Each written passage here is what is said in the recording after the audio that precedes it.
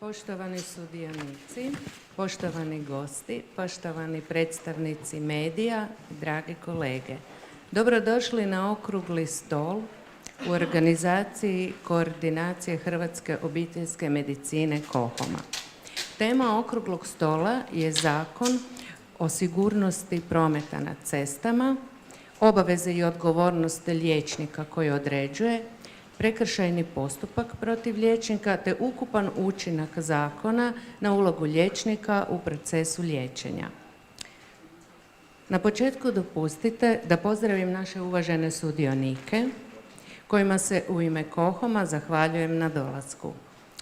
To su docentica doktorica Ines Strenja, predsjednica Odbora za zdravstvo i socijalnu politiku Hrvatskog sabora, dr. Ivan Ćelić, potpredsjednik Odbora za zdravstvo i socijalnu politiku Hrvatskog sabora, zatim gospodin Žarko Katić, državni tajnik u Ministarstvu unutarnjih poslova, dr. Tomislav Furlan, specijalist medicine rada, doktorica Vikica Krolo, zamjenica predsjednika Hrvatske liječničke komore i predsjednica KOHOM-a. Zatim doktorica Sanja Predavec, predstavnica Ministarstva zdravstva, profesor Marko Ševrović, Fakultet prometnih znanosti, sutkinja Snježana Oset, sutkinja Visokog prekršajnog suda Republike Hrvatske i Zlatko Hasić, viši sudski savjetnik Visokog prekršajnog suda Republike Hrvatske. Na početku, ja sam doktorica Nataša Ban Toskić, specijalist obiteljske medicine i članica izvršnog odbora KOHOM-a i bit ću danas moderator okruglog stola. Nakon niza kontroverznih događaja glede prometnih nesreća i odgovornosti liječnika obiteljske medicine prema Zakonu o sigurnosti cestovnog prometa motornim vozilima, smatramo ovu temu važnom i relevantnom jer su obiteljski liječnici izloženi prekršajnom postupku ukoliko ne poštuju članak 233 navedenog zakona, a s druge strane izloženi su agresiji i čak i nasilju pacijenata vozača ako postupe po navedenom zakonu, a od čega nema prave zaštite. Isto tako u ulozi prijavljivača svojih pacijenata obiteljski liječnici su u sukobu sa svojom profesionalnom etikom i ruše institut liječničke tajne. Od uvođenja ove zakonske odredbe, koja doista postoji dugi niz godina, mi smo nastojali na puno različitih načina utjecati da se ona izmijeni. U to smo uključili i sve druge udruge liječnika obiteljske medicine i Hrvatsku liječničku komoru. Sudjelovali smo i u e-savjetovanju prije donošenja novog zakona. Nažalost, naše primjedbe nisu uopće usvojene.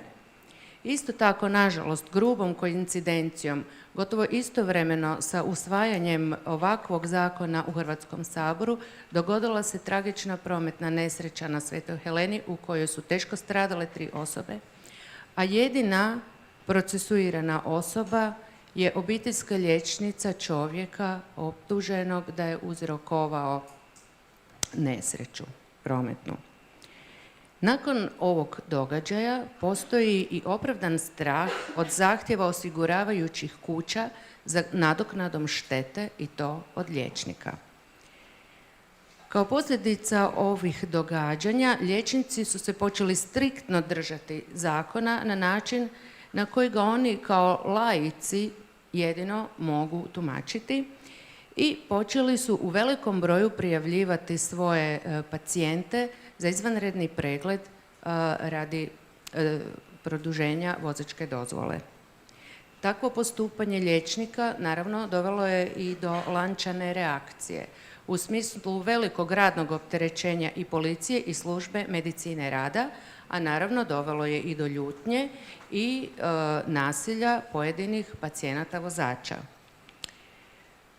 I u želji da raspravimo ovu kompleksnu temu i pokušamo naći smjer u kojem bi se ova situacija mogla pokušati riješiti, odlučili smo se za niz akcija usmjerenih prema stručnoj javnosti i prema institucijama.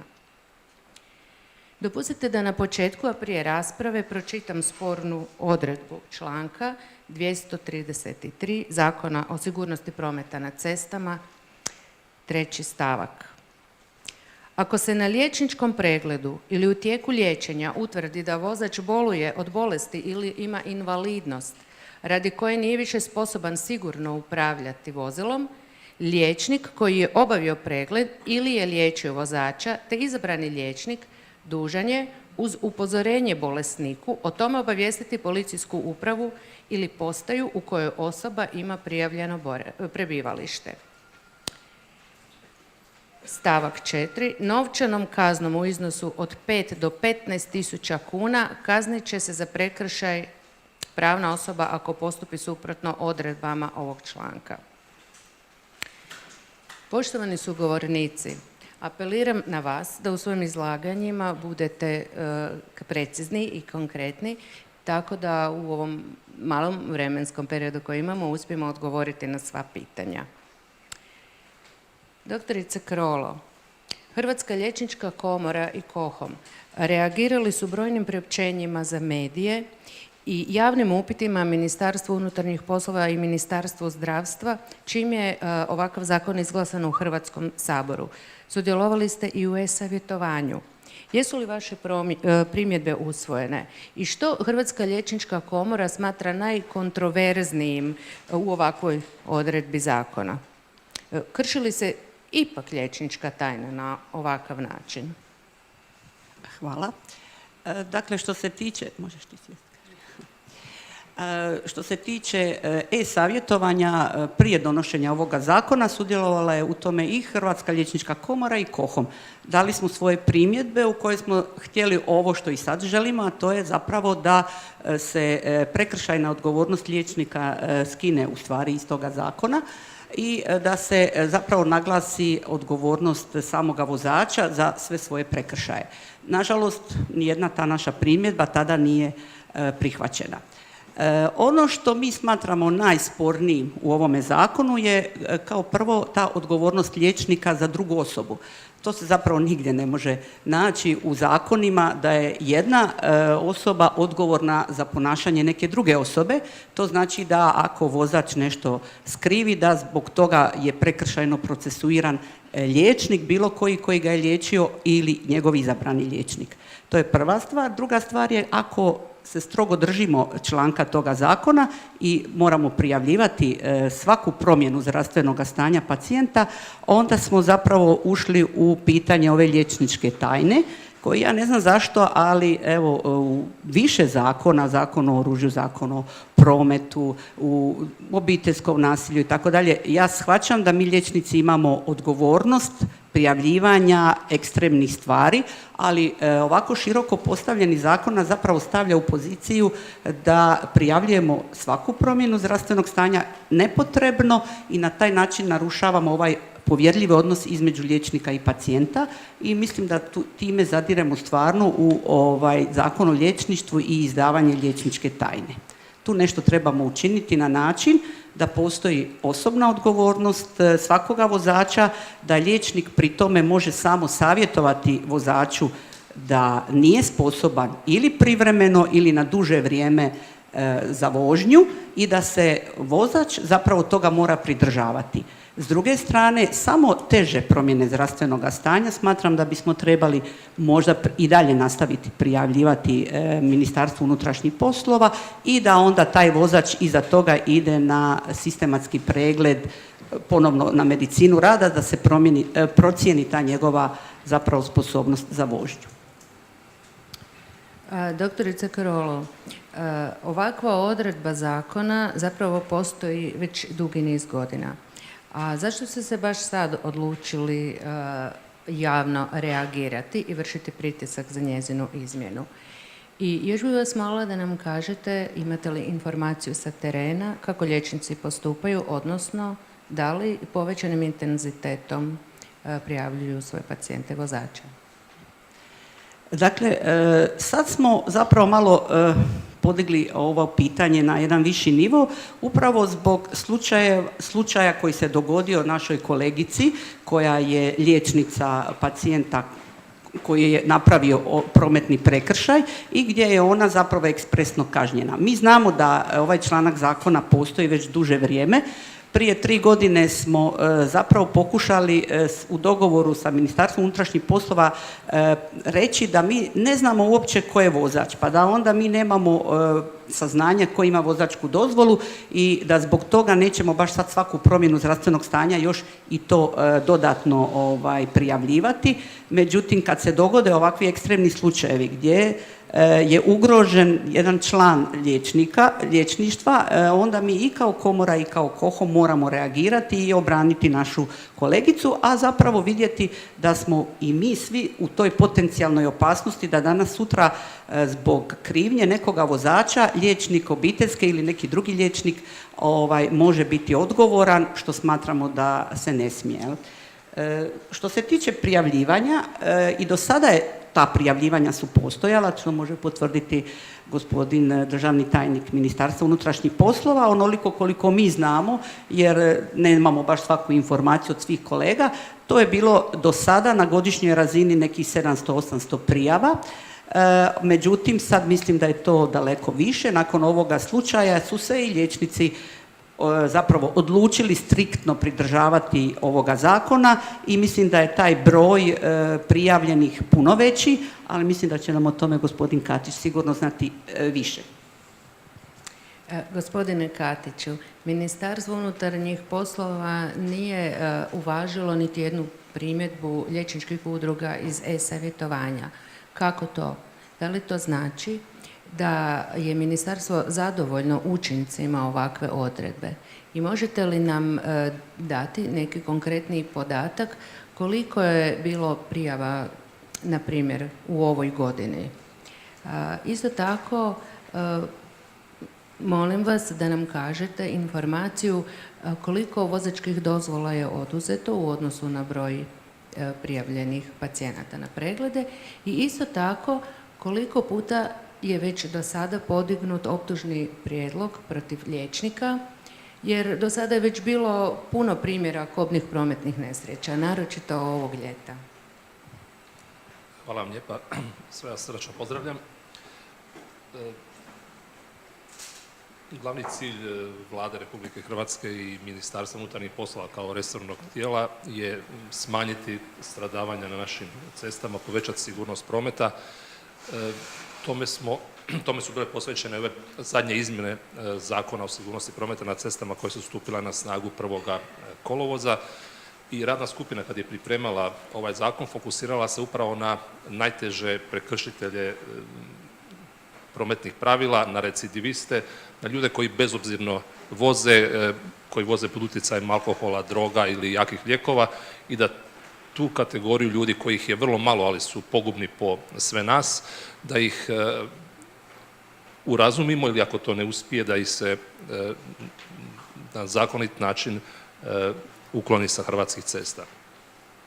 Upravo stoga što, dakle, cilj tih izmjena je bio usmjeren na ovu skupinu ljudi, nije tim izmjenama radna skupina Ministarstva unutarnjih poslova nije zahvatila i ovaj dio zakona. Ovo je relativno veliki opširan zakon i dakle nije bila predložila izmjene članka 233 i ostalih nekoliko članaka koji govore o zdravstvenim pregledima liječnika. Smo smatrali da tu nema većih problema i da to nije sad ono goruće pitanje, dakle, tijekom pripreme ovih izmjena i dopuna.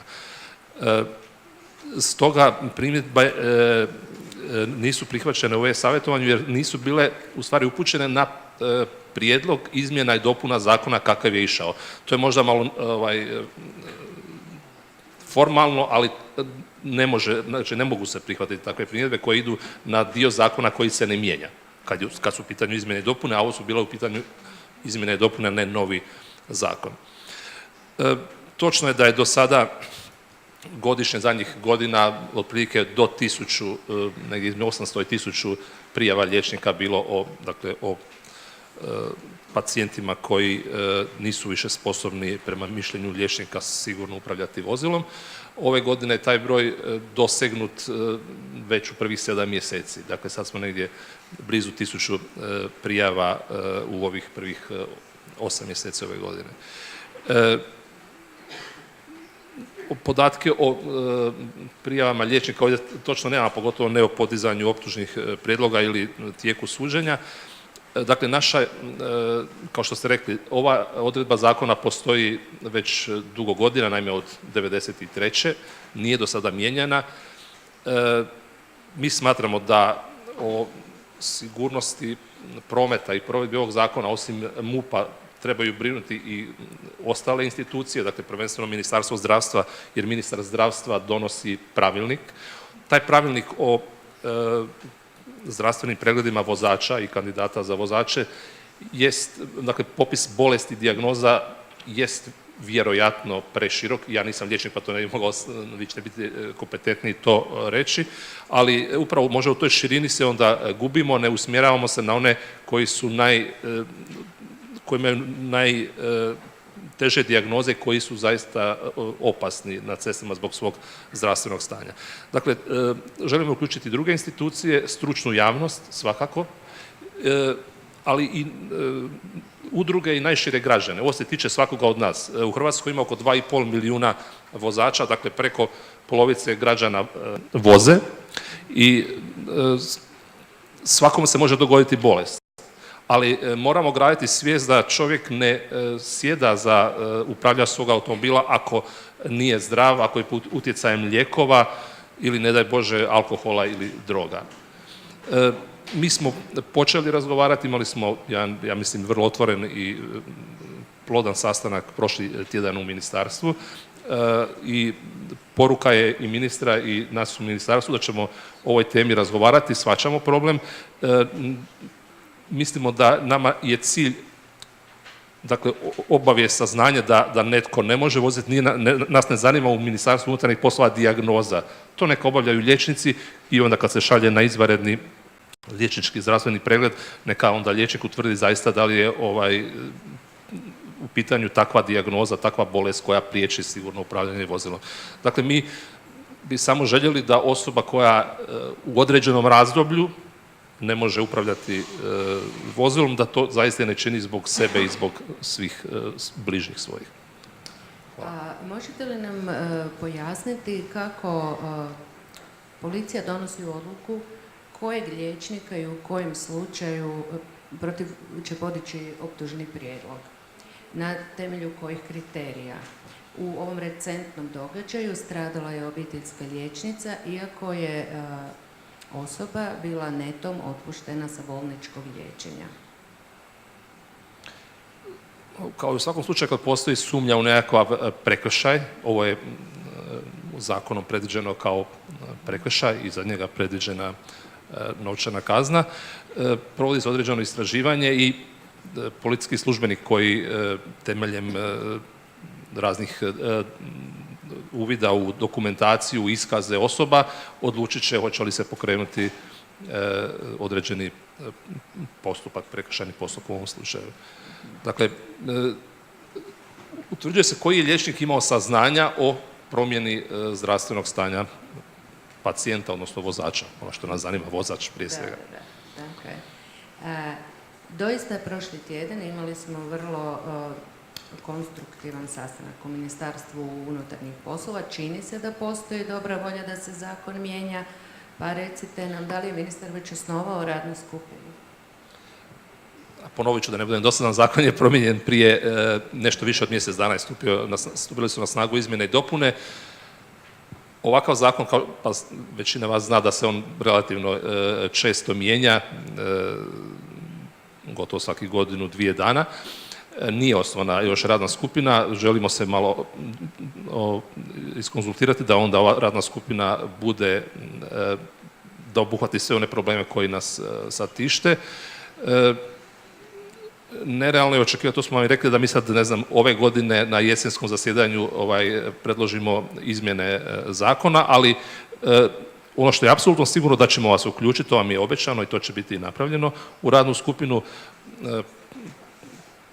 prodiskutirat ćemo sporna pitanja i onda ih uobličiti u nacrt prijedloga zakona, ali isto tako bih rekao da bi bilo vrlo važno da se i pravilnik o zdravstvenim pregledima vozača malo pročisti, da se zaista ne ide tako široko i da ne zahvaća one bolesti i stanja koja nisu od utjecaja za vožnju automobila.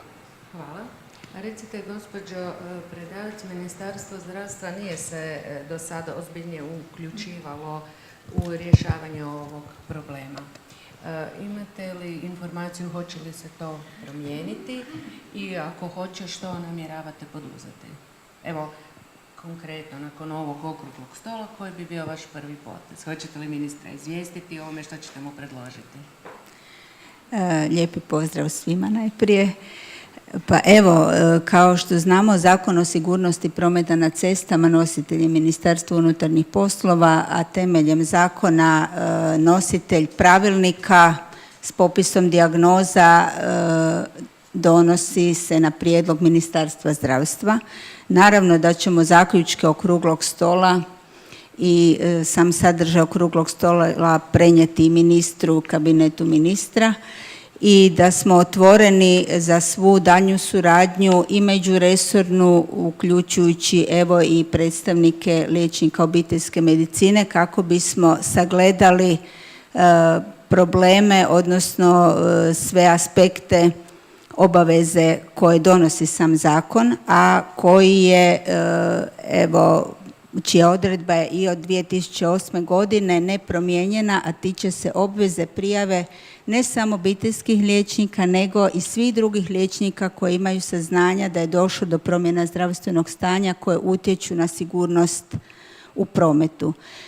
Ujedno, dopustite da naglasim, cilj nam je sigurnost svih sudionika u prometu. Slažemo se da liječnik obiteljske medicine potrebno je da ukaže svom pacijentu na njegovu odgovornost u sudjelovanju u prometu, ukoliko je i pod određenim lijekovima iz zdravstvenog stanja, da ne sjeda za vozilo.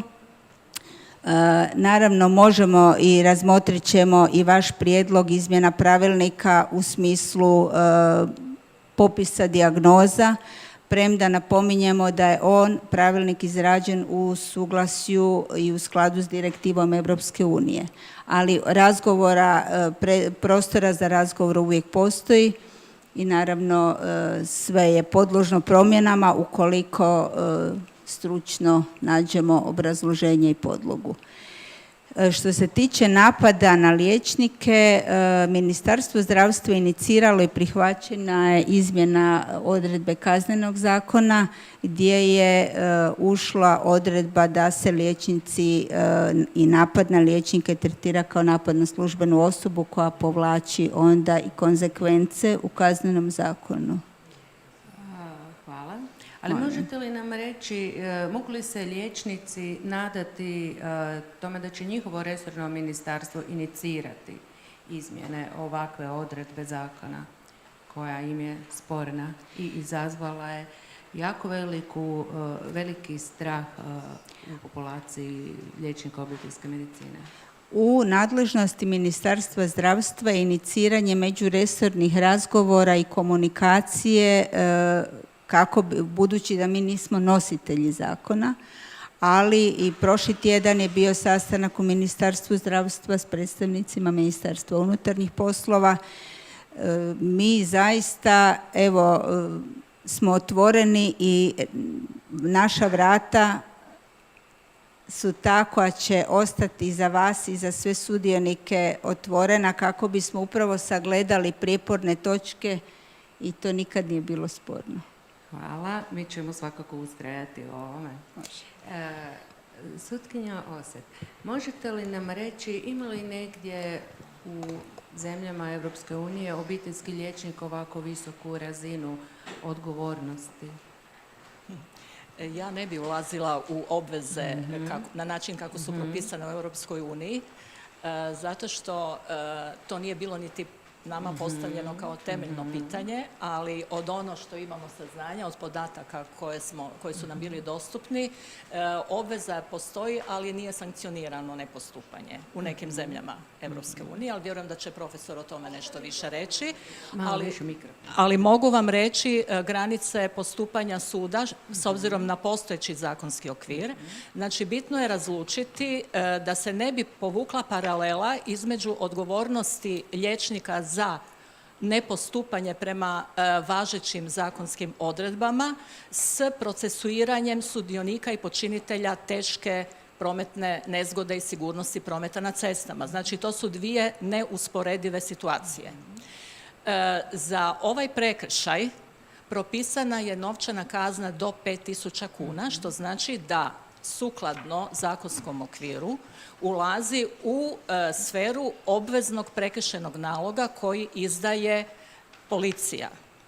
Protiv obveznog prekršajnog naloga okrivljenik ili okrivljenica može podnijeti prigovor o kojem odlučuje općinski sud koji vodi u tom segmentu prekršajni postupak prema podnijetom prigovoru. Protiv odluke općinskog suda nije propisana žalba, s obzirom da je maksimalna novčana kazna propisana do 5.000 kuna, znači spada u onu kategoriju blažih prekršaja. Tako da takvi predmeti i ne mogu doći u žalbeni postupak pred Visoki prekršajni sud.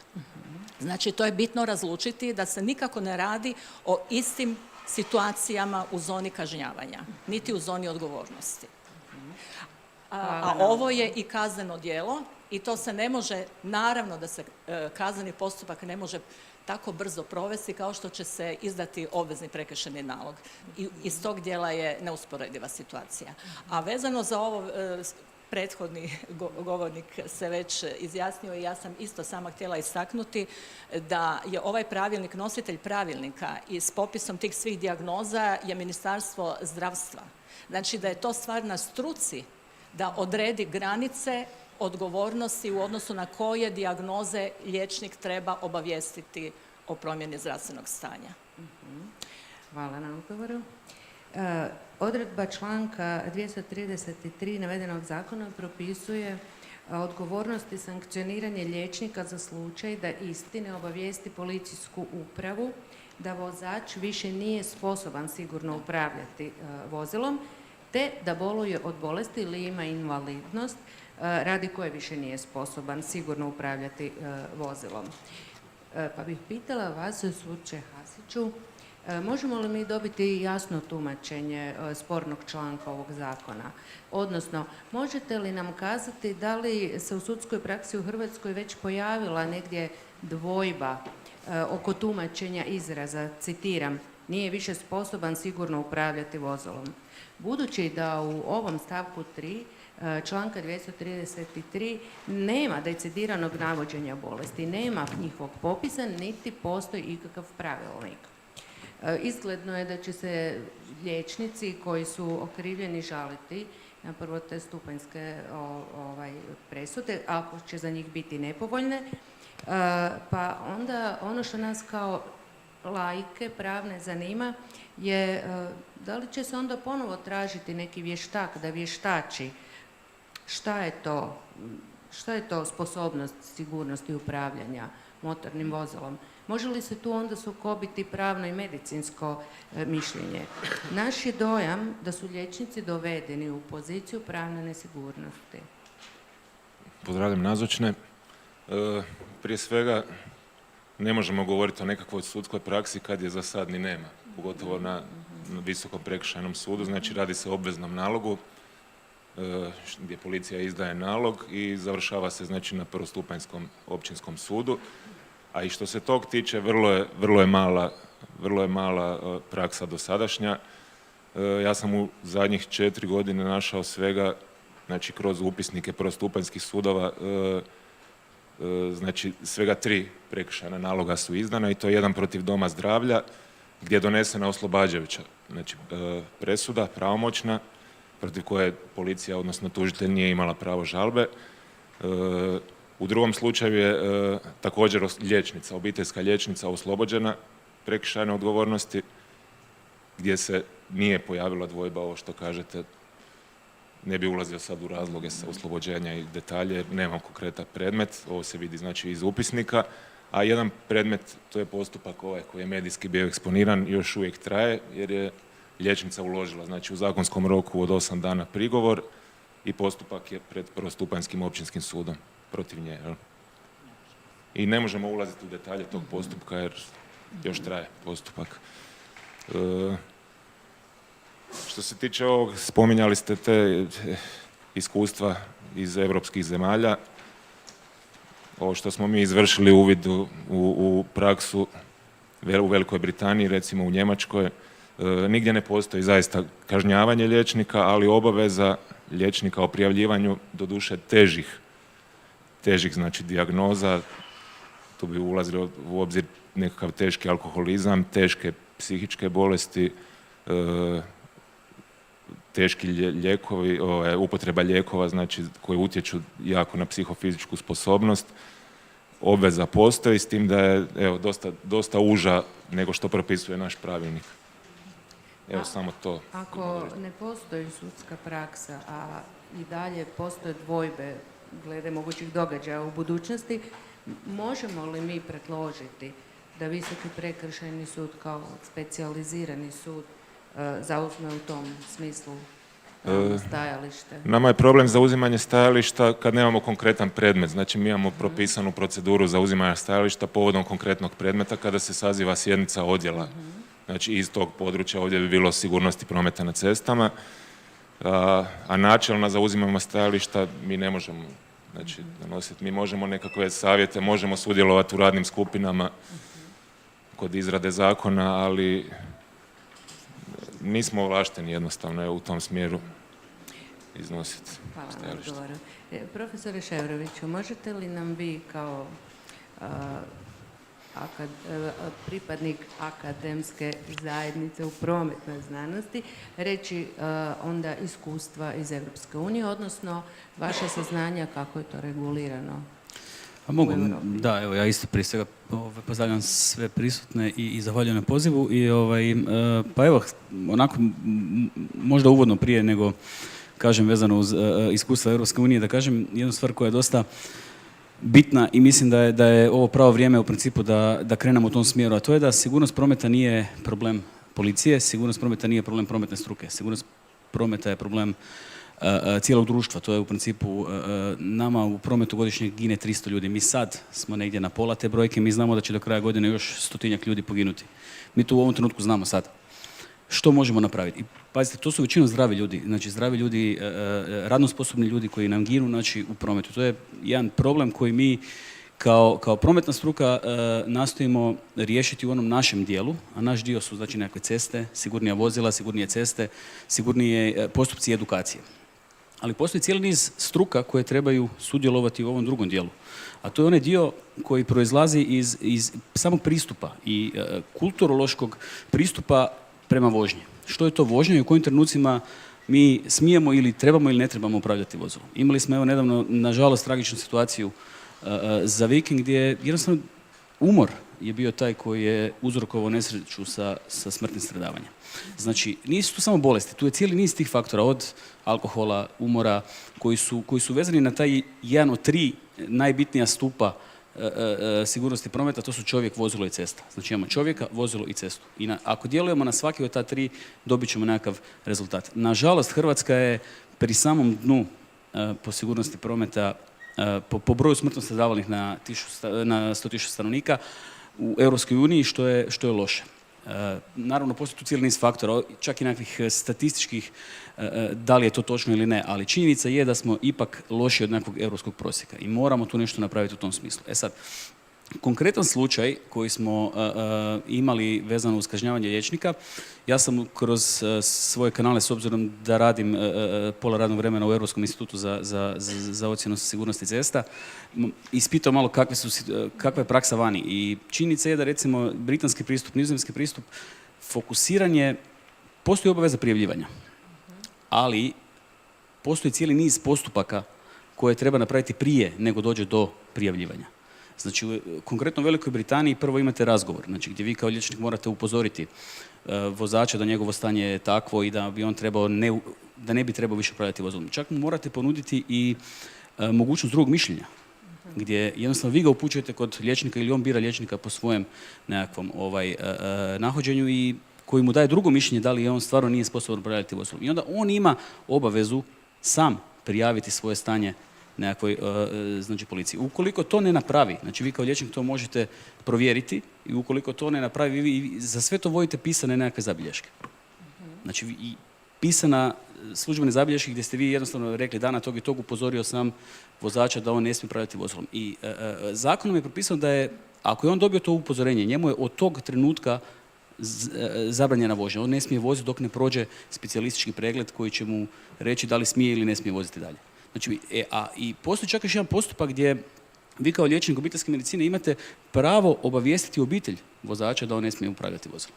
I tu vam govorim o onome kulturološkom problemu. Kod nas je, nažalost, još uvijek sasvim normalno da sjednete u auto s nekim koji je pijan. U Engleskoj, vjerujte mi, ja sam tamo bio i radio i sudjelovao u raznim razmjenama kao profesor i to je jednostavno neprihvatljivo da vi nakon alkohola sjedate u auto i vozite. Društveno je neprihvatljivo. I ako mi krećemo od obitelji, znači ja imam 2 djece koji jednostavno, ako nisu vezani u autu, oni viču nisam vezan. Mislim, to je stvar koju mi moramo dostići. A mislim da tu liječnici imaju jako veliku ulogu. Ja, evo, moje osobno mišljenje, ako bi krenuli već iz ordinacije, na način da jednostavno savjetodavno, znači ne prijavljivanje, mislim da je prijavljivanje potpuno krivi način, pogotovo ne ako prije ne postoje nekoliko tih postupaka. Slična priča vam je u Nizozemskoj, slična priča je u Sloveniji. Slovenija ima vrlo jasan zakon. Članak zakona vam kaže liječnik vas upućuje na pregled. Specijalistima koji se bave, znači, ocjenom da li ste vi sposobni ili ne. Nama u zakonu praktički prejudiciramo da čovjek nije sposoban. A u stvari to je sumnja. Znači, liječnik sumnja da vi niste sposobni. Ukoliko u roku 45 dana ne obavite liječnički pregled i ne vratite svom liječniku da ste prošli ili niste prošli, onda vas prijavljuje nekakvoj agenciji, ali opet ne policiji. Mislim da tu postoji cijeli niz stvari gdje bi mogli primijeniti tu europsku praksu na naš primjer. Međutim, u spornoj odredbi našeg zakona taksativno se navodi liječnik koji je liječio pacijenta, liječnik koji je pregledao pacijenta, svaki liječnik, izabrani liječnik. Pa što mislite, na koji način bi se mogli, sukladno odredbi zakona, svi liječnici uključiti, a da se ne generira kaos? Jer mi danas ne znamo da li je neki liječnik koji je prije nas pregledao ili liječio pacijenta, već tog istog pacijenta prijavio Ministarstvo unutarnjih poslova za izvanredni pregled. Čak niti liječnici unutar iste ustanove nemaju podatak o tome, a da ne govorim da liječnik nema povratnu informaciju da li je uopće osoba pristupila pregledu i kakav je bio rezultat tog pregleda. Znači, mi na terenu i u praksi imamo doista mogući kaos. Pošto ne postoji pravilnik o dijagnozama, moglo bi se dogoditi da prilikom jednog posjeta pacijenta prijavimo za pregled radi jednog stanja ili dijagnoze, a već za mjesec ili 2 radi drugog stanja ponovno na pregled. Jel? Jasno, meni je o tome teško govoriti jer ne poznam organizacijsku strukturu unutar tih organizacija zdravstvene zaštite, tako da to je teško govoriti, ali mislim da je tu ključno, znači jednostavno to interresorna suradnja i da se te stvari definiraju, da budu vrlo jasno definirane. Evo, ja ovdje imam uputu, znači iz Velike Britanije, to je dokument od 170 stranica. 170 stranica koja govori, znači, upravo o tome. Imate unutra primjera iz sudske prakse, odnosno govore čak o tome u kojim trenucima trebate prijaviti kao liječnik osobu. Prijavljujete u trenucima kada je javno-zdravstveni interes veći od interesa zaštite liječničke tajne. Znači, kada postoji stvarno opravdana sumnja da će taj čovjek nekoga ozlijediti upravljajući to vozilo. Znači, to je unutra definirano. Postoje ti uvjeti kad. I ako su zadovoljeni ti uvjeti, onda se ide dalje. Ali to je propisano. Da, želite reći da je napisano to zadano i definirano. To. Mi moramo to napraviti. Evo, doslovno ovo. Hvala. Gospođo Strenja, vidjeli smo da postoji problem. Da li nam Odbor za zdravstvo i socijalnu politiku Hrvatskog sabora može na neki način pomoći? Možete li nam pomoći da se ovaj zakon izmijeni i kakva je uopće procedura? Svih lijepo pozdravljam, hvala na ovom pitanju. I ono što zapravo treba na početku danas reći da u cijeloj ovoj priči liječnici su stavljeni u jednu posebnu kategoriju, a zapravo oni u cijeloj ovoj priči bi trebali biti partneri. Partneri sa onima kojima je dužnost osiguravati, znači sigurnost na cestama, ali općenito sigurnost u našem društvu sa mnogih aspekata.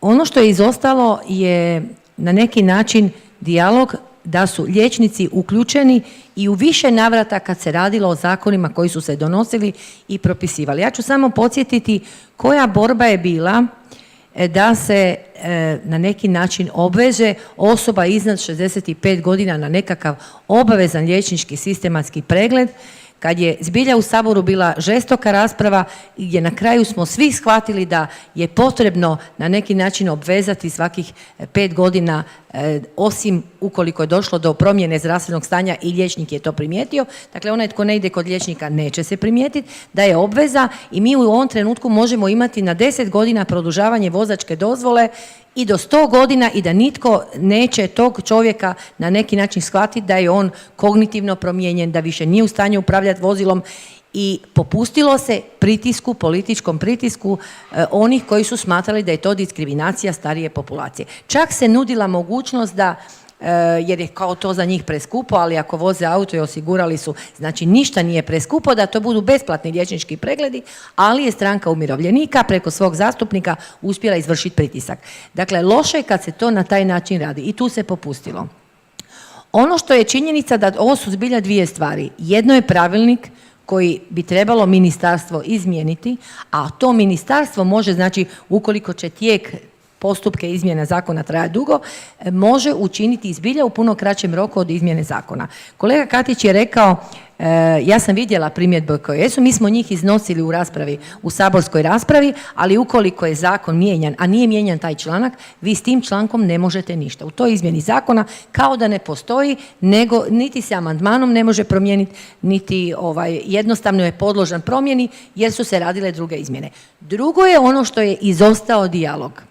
E sada, tu bi ja na neki način rekla da evo sad se liječnička komora uključuje jer ne znači ukoliko liječničke organizacije, strukovne organizacije komuniciraju sa liječnicima koji su na neki način u Saboru ili sa saborskim odborom u kojem imamo 13 članova i većina su liječnici ili zdravstveni djelatnici, da je to na neki način utjecaj i pokušaj znači utjecaja i traženja političkih nekih promjena, izmjena ili nekakav kontakt koji nije komora htjela ostvariti. Jedini način je komuniciranje i traženje rješenja kroz nekakav takav saborski odbor koji onda to može, jer smo to već i do sada radili, može određenim tematskim sjednicama gdje ćemo pozvati sve zainteresirane. Vi ovdje zbilja morate pozvati i ministra Butkovića i ministra Božinovića i ministra Kujundžića.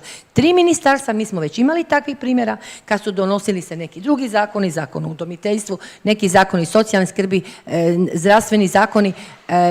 Dijalogom u trenutku rasprave može se na neki način utjecati i prije nego što taj zakon uopće dođe u saborsku proceduru.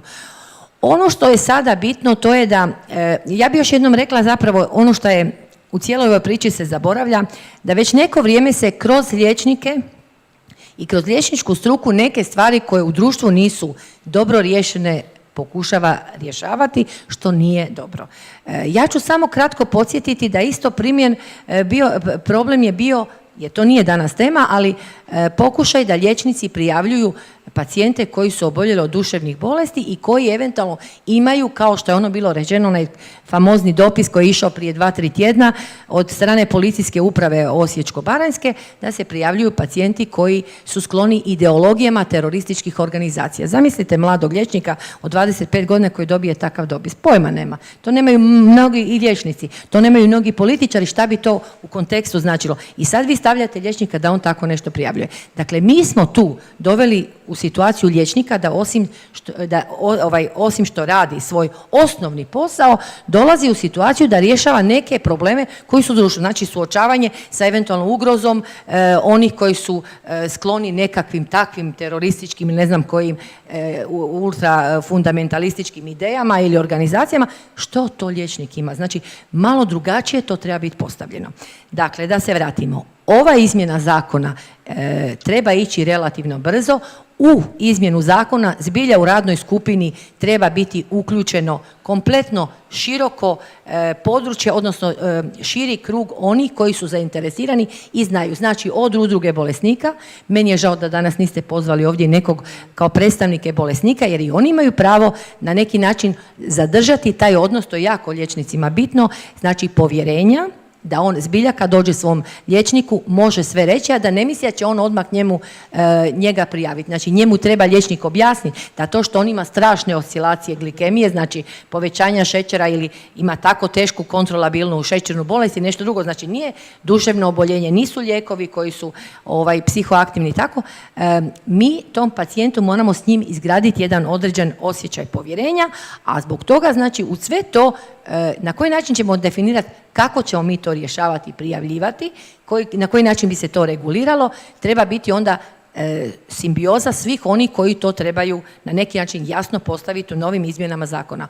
Ono kako ja to vidim, jer ja sam u biti, moram se vratiti na osnovne postavke, a to ja sam prvenstveno neurolog i vrlo često susrećem takve pacijente, mi na neki način moramo reći da postoje prolazna stanja gdje liječnik zbilja bi trebao upozoriti pacijenta da on ne može voziti, to dokumentirati i na neki način jasno prebaciti odgovornost i na tog pacijenta. Osim ako se ne radi o težem duševnom bolesniku koji to možda neće moći ni percipirati na pravi način. Onda je sad to pitanje koliko se može uključiti obitelj, ponekad ukoliko je punoljetna osoba, baš ne možete vi odmah reći šta se sve to dešava, ali postoje znači sve ono što bi trebalo pravilnikom biti regulirano. Osnova je znači Ministarstvo zdravstva. Nakon što se pacijent upozori i to dokumentira, vi ste na neki način njemu prebacili, ipak jer on mora za sebe imati odgovornost.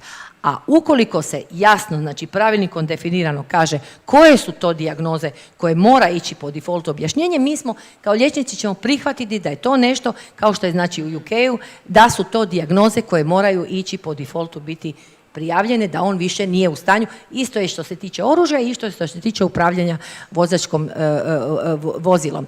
Dakle, ono što mi očekujemo, formiranje jedne šire radne skupine, ali ne da to traje do beskraja. Ja očekujem da mi to riješimo u sljedećih 6 mjeseci. Dakle, da se formira radna skupina u kojoj će biti uključeni svi oni koji trebaju dati jasan doprinos na koji način ovaj zakon bi trebao izgledati, da zaštitimo i liječnika i pacijenta, ali i građane koji eventualno su u situaciji da će biti ugroženi sa takvim vozačem, a istovremeno da se ide na izmjene pravilnika koje može samo Ministarstvo zdravstva, jer očito nije odgovorio na sve one nove izazove. Znači, taj pravilnik ako je star 20-25 godina, mnoge stvari su se mijenjale i neki članci se nikada nisu mijenjali od 93. što zapravo na kraju nije zadovoljavajuće za današnje nekakvo okružje u kojem živimo sa svim novim lijekovima koji su svakog dana na tržištu, sve ono što zapravo eventualno nove bolesti koje su danas prepoznaju, koje mi tad možda nismo ni stavljali u određene skupine. Ono što saborski odbor može, to je možemo i mi isto tako organizirati znači, sjednicu i možemo se dogovoriti da to bude vrlo brzo, već ove rane jeseni, da pozovemo 3 ministarstva, da ponovo na jedan način otvorimo ovu temu, da damo na neki način smjernice kako mislimo da bi taj zakon trebao izgledati, ali i pravilnik. I ono što je još, ono što zapravo je tumačenje današnjeg Poslovnika o radu Sabora, to je da ukoliko ministarstvo ne bude predlagatelj zakona, to može biti saborski odbor. Kao što svaki saborski zastupnik može biti predlagatelj zakona, klub zastupnika, pojedinačno, ali to može i odbori, što se ne koristi zapravo u biti kao ovlast, i to bi onda bio konsenzus svih onih koji sjede u tom odboru da pokažemo da imamo zbilja dobru volju učiniti nešto što je bitno i mijenja. Ukoliko ministarstvo bude dovoljno brzo odgovorilo, mislim da neće biti potrebe da ovaj odbor bude inicijator izmjene tog zakona, ali kažem, to ne možemo očekivati da se budu radile neke druge izmjene u sljedećih godinu dana, pa da ova izmjena samo ovog članka 233 bude jedna od tih izmjena, jer to će onda sigurno trajati godinu, dvije. A to nam zbilja nije u interesu nikome. Hvala. Hvala. Gospodine Ćeliću, odmah ste reagirali nakon KOHOM-ovog priopćenja i pružili podršku svojim kolegama obiteljskim liječnicima. Vi ste liječnik, psihijatar, ali i saborski zastupnik vladajuće većine. Pa kako vidite rješenje ovog problema? Mi smo sigurni da ćete biti aktivni u Saboru. U kojem smjeru mislite djelovati? Pa evo i današnji okrugli stol koji je organizirao KOHOM šalje jednu poruku partnerstva, dijaloga i međuresorne suradnje. Ako tako budemo radili, onda ćemo sigurno napraviti promjene na bolje. Pitanje pravilnika, pitanje podzakonskih akata, pitanje točne specifikacije dijagnoza, to je vrlo problematično. Dakle, što to znači, ja govorim iz pozicije psihijatra sada, da svaka osoba koja boluje od šizofrenije nema pravo upravljati vozilom. Znači, što to znači promjena zdravstvenog stanja i u kakvoj to promjeni zdravstvenog stanja obiteljski liječnik ili specijalist psihijatar može i treba reagirati. Naravno da ćemo mi reagirati kad vidimo da za to postoji potreba, ali evo prije 2 mjeseca kolega psihijatar koji ima oružni list došao je kod obiteljske liječnice, ona mu je uvela omeprazol i kliknula je odmah, došla policija, privremeno mu oduzela oružje, išao je na izvanredni liječnički pregled. Da li ta promjena, ta i takva promjena, ako doslovno shvaćamo zakon, da li to znači da će svaku osobu koja ima bilo kakvu promjenu medikamentozne terapije, da ju treba prijavljivati, da ju treba slati na izvanredni liječnički pregled? Koliko to košta? Često puta se osobe s duševnim smetnjama stigmatizira, 90% ubojstava rade osobe koje nemaju nikakve veze s duševnim smetnjama. Idemo vidjeti koliko osobe s duševnim smetnjama su sudjelovale proteklih godina u prometu i zgriješile sa smrtnim ili nesmrtnim ishodom. Idemo izvući tu statistiku i što recimo ako osoba koja boluje od šizofrenije, ako je napravila prometni prekršaj, da li je ona to napravila zbog bolesti ili zbog nekulture u vožnji, zato što nije poštivala prometna pravila. Ili recimo, ne moramo govoriti o šizofreniji, osoba s paničnim poremećajem napravi prometni prekršaj. Je li kriv doktor koji je propisao lijekove ili je kriva obiteljska liječnica koja nije prijavila nakon što je on došao od psihijatra, ili je pogriješio zato što on ima dijagnozu paničnog poremećaja, ili je zapravo on napravio prometni prekršaj jer je vozio prebrzo ili je nije poštivao pješački prijelaz. Dakle, to je vrlo, vrlo delikatno. Primjer koji je naveden iz Velike Britanije, mislim da je to put kojim treba ići, ali zapravo mislim da specifikacija dijagnoza nama liječnicima bi s jedne strane bila lakša, ali evo, ja radim s ovisnicima. Što znači opijatski ovisnik koji je na buprenorfinu, na metadonu, normalno radi, ima normalnu obitelj, je li toj osobi treba oduzeti vozačku dozvolu ili trebamo vidjeti što je s onima koji godinama ne dolaze kod liječnika, koji godinama na crno. Dakle, svaka promjena, dakle, ako je on na terapiji koju je propisao psihijatar i pridržava se toga, da li mu treba oduzeti vozačku dozvolu, ili treba oduzeti vozačku dozvolu onome koji ne dolazi kod liječnika, koji uzima kako ga je volja, ili koji je odlučio tu večer se zabaviti pa uzeti ili dopuštene ili nedopuštene psihoaktivne supstance. Je li kriva obiteljska liječnica u Međimurju zato što je određeni pojedinac odlučio tu večer uzeti različite psihostimulanse i ono s čime ona nema nikakve veze? Dakle, to je pitanje osobne odgovornosti, znači ne odgovornosti liječnika, premda dakle tamo piše, i to je već spomenuto, dakle kada liječnička tajna, kada je u interesu to drugih osoba, kada osoba ugrožava svoj ili tuđi život zbog zdravstvenog stanja, naravno da ćemo to prijaviti. Dakle, ono što ja želim reći na kraju, mi ne možemo živjeti bez rizika. Mi moramo sve napraviti da taj rizik bude što manji, ali rizik nikad neće biti nula. I ja pozdravljam ove izmjene i dopune Zakona o sigurnosti prometa u cestama, pozdravljam veće novčane kazne i nisam bio zato kad ste spustili onu sa 1500 na 1000. Dakle, pozdravljam restrikciju jer je restrikcija jedan od modela, ne može biti jedini, ali jedan od modela da napravite bolju situaciju kada govorimo o javnome zdravstvu. Mi svi moramo raditi na smanjenju rizika, ali ne podleći pritiscima u traženju krivca, pojedinca, pa bi sad neka obiteljska liječnica trebala biti kriva zato što je netko određenu večer odlučio popiti previše alkohola ili uzeti nekakve nedopuštene psihoaktivne supstance. Evo, toliko. Hvala. Gospodine Furlan, kako vi kao specijalist medicine rada gledate na ovu situaciju? U ovlaštenim ustanovama za medicinu rada vještačite svakog pojedinog vozača u timu sa još 3 specijaliste različitog profila. A pred usvajanjem je i novi pravilnik o zdravstvenim pregledima vozača u čijoj izradi ste i sami sudjelovali. Pa što biste savjetovali ostalim liječnicima, osobito obiteljskim liječnicima, kako da postupaju dok je ovakva neodređena odredba zakona na snazi? Pozdrav svima.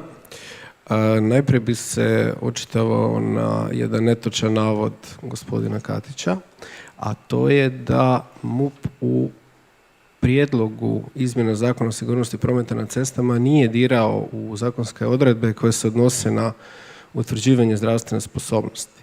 To nije točno. Dakle, MUP je u inicijalnom prijedlogu uputio na e-raspravu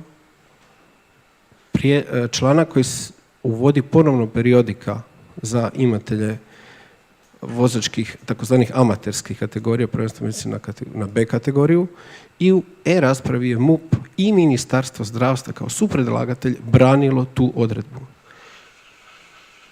Kada je taj prijedlog došao na Vladu i MUP ponovno, onda se čitav članak izbacio na putu između Banskih dvora do Sabora. Zašto se to dogodilo? Pa zato što su zainteresirane udruge umirovljenika koje su direktno i apsolutno sukobu interesa u predmetnoj temi izborile svojom brojnošću, jednostavno isticanjem svoje mogućnosti glasanja, da budemo jasni o čemu se tu radi, izborili su se da čitav taj članak ispadne među one kocke na Markovom trgu.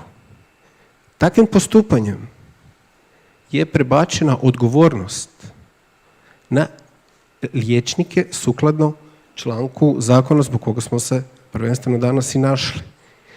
Nažalost, stavljen je fokus na liječnike obiteljske medicine, premda je obaveza svih liječnika u sustavu da obavijeste nadležnu policijsku postaju. Ali ukidanjem periodike, odnosno ukidanjem prijedloga za uvađanje periodike koje je bilo stručno obrazloženo i to, dakle, od strane predlagatelja, od njegovih stručnih službi, zbog poznatih statistika, zbog dokaza koje mu prezentirao zašto to radi, dolazi do sadašnje situacije koja povećava broj izvanrednih pregleda. Iz moje prakse mogu reći da je većina pristupnika starije životne dobi. Što to znači? To znači da se time derogira odnos povjerenja između liječnika obiteljske medicine i njegovih pacijenata. A to povjerenje je temelj svakog liječenja. Na taj način je, kažem, loptica, odgovornost prebačena i nezadovoljstvo sa strane MUP-a na stranu liječnika. No, zakon je takav kakav je. Mi ga moramo poštovati i premda ta odredba o obvezi prijave promjene zdravstvenog stanja stoji već više godina u zakonu. Ovdje smo više puta čuli spominjanje popisa dijagnoza. Taj, hajmo reći, popis dijagnoza, odnosno promjene zdravstvenog stanja koje utječu na zdravstvenu sposobnost za upravljanje motornim vozilima, je naveden u pravilniku o utvrđivanju zdravstvene sposobnosti vozača i kandidata za vozače. On nije idealan, ali kakvih mi sve propisa imamo nije loš. Ono što je bitno reći da je usklađen sa zadnji put 2018. sa direktivama Europske unije, konkretno koje se odnose na kardiovaskularne bolesti i dijabetes. Ono što je važno i što je jedna od odredbi u tom pravilniku je da li ta bolest, patološko stanje utječe na sigurnost upravljanja motornim vozilom. Kada govorimo o vozačima, moramo također znati da postoje vozači amaterske kategorije, vozači profesionalne kategorije koji imaju različite kriterije i moramo znati da nije svako ko dođe na izvanredni pregled automatski nesposoban za upravljanje motornim vozilom. Ocjene koje se donose u postupku jesu sposoban sa ograničenjem, privremeno nesposoban i trajno nesposoban. Unazad nekoliko godina primjenom novog sustava kodova liječnicima medicine rada je omogućeno da uvađaju različite ograničenja, kao što su, na primjer, uvođenje ograničenje kilometraže koju smije upravljati imatelj vozačke dozvole od mjesta prebivališta. Htio bih kazati na još jedan problem, a to je socijalni problem koji se događa prvenstveno u ruralnim područjima gdje lokalne samouprave nemaju organiziran javni prevoz i velika je razlika ako neko ostane bez vozačke dozvole u ruralnom području ili u gradu. Tu se mijenja kvaliteta života, neko može postati preko noći zaista socijalni slučaj koji ne može otići ni do dućana, ni do liječnika, tako da imamo u praksi i tu odgovornost koja je prebačena na nas. Voljela bih rezimirati sada slijed događaja koji je pokrenuo KOHOM na djelovanje. Znači, dogodila se teška prometna nesreća, uzrokovala ju je osoba koja je netom prije puštena sa bolničkog liječenja. Teško su stradale 3 osobe. Nakon toga je procesuirana obiteljska liječnica i sada postoji opravdan strah da će osiguravajuća kuća koja je isplatila štetu oštećenima potraživati nadoknadu štete od te liječnice.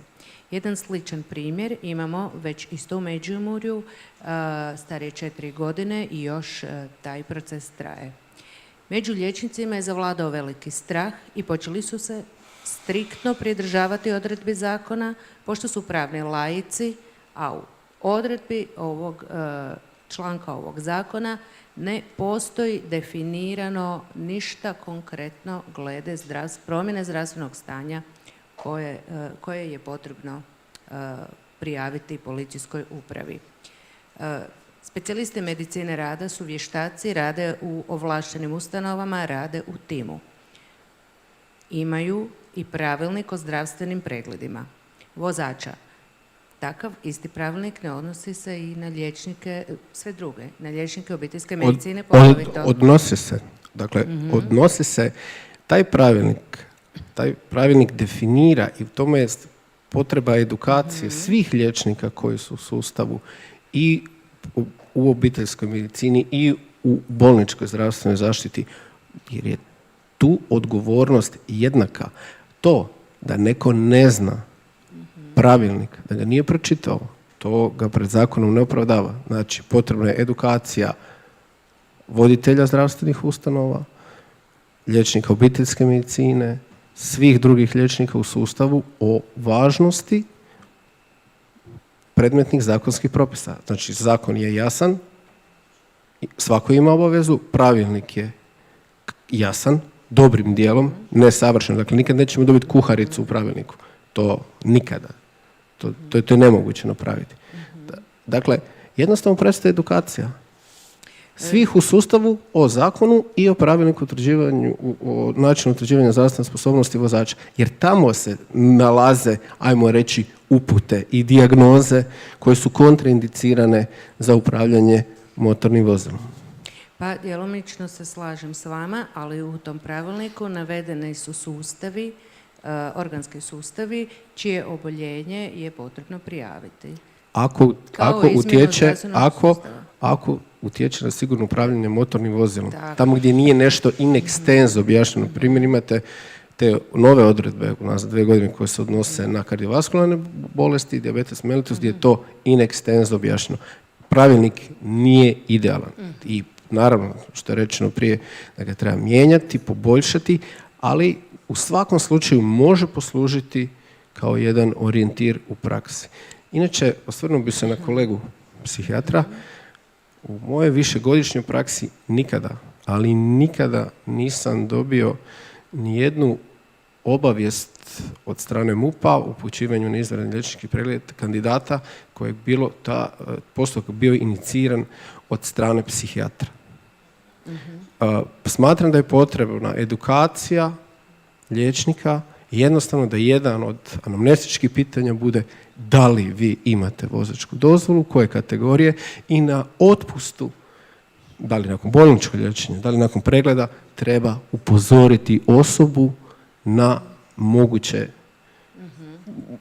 neželjene situacije u prometu, pod utjecajem lijekova, da se ne govori o označavanju lijekova.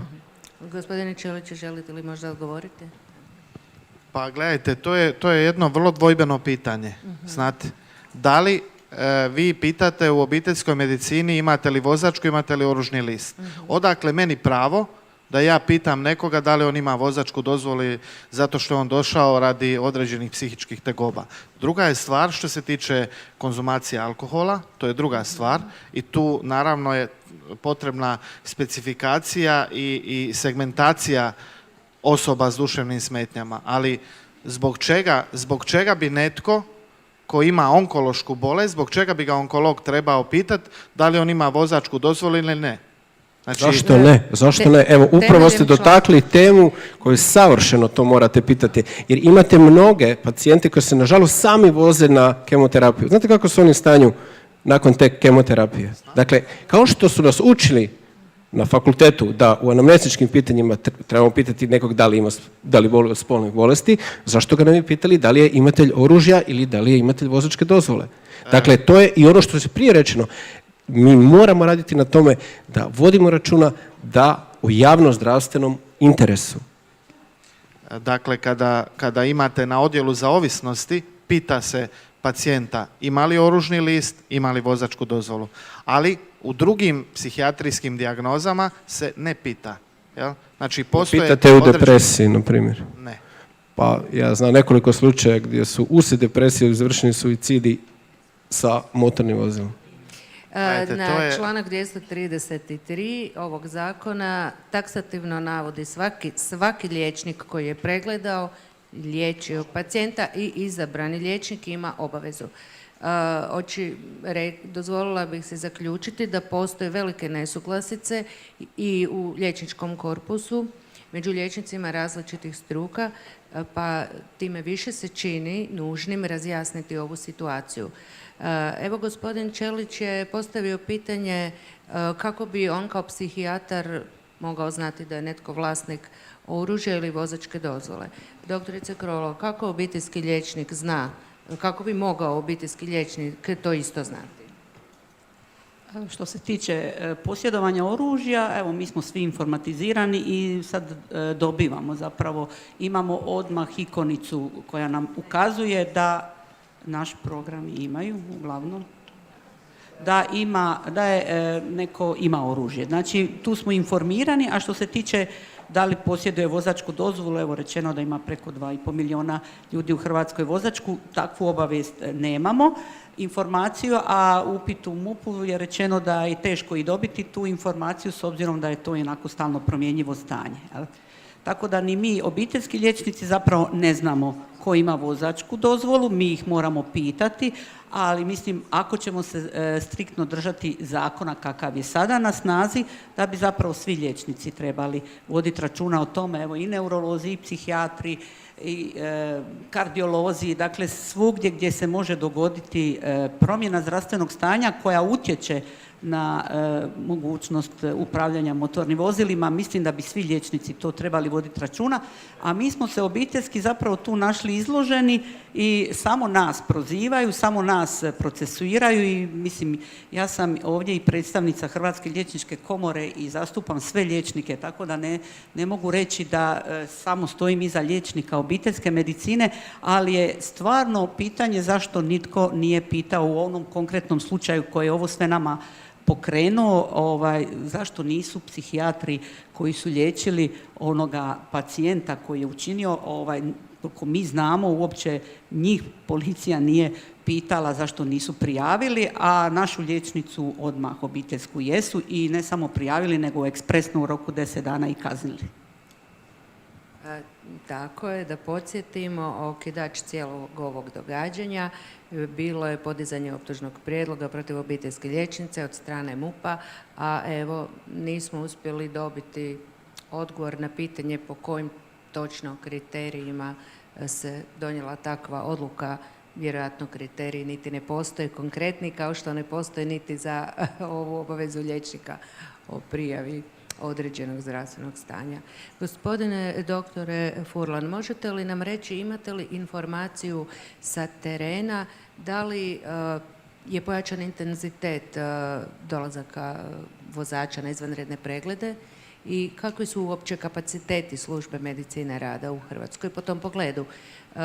Napomenula bih da samo obiteljskih liječnika u Hrvatskoj ima nešto malo manje od 2400 i ako bi svaki od njih samo jednog svog vozača poslao na pregled, a vidimo da to nije slučaj prema broju prijava koje nam je gospodin Katić izvijestio nas, da li bi nastao kakav kolaps u radu vaše službe?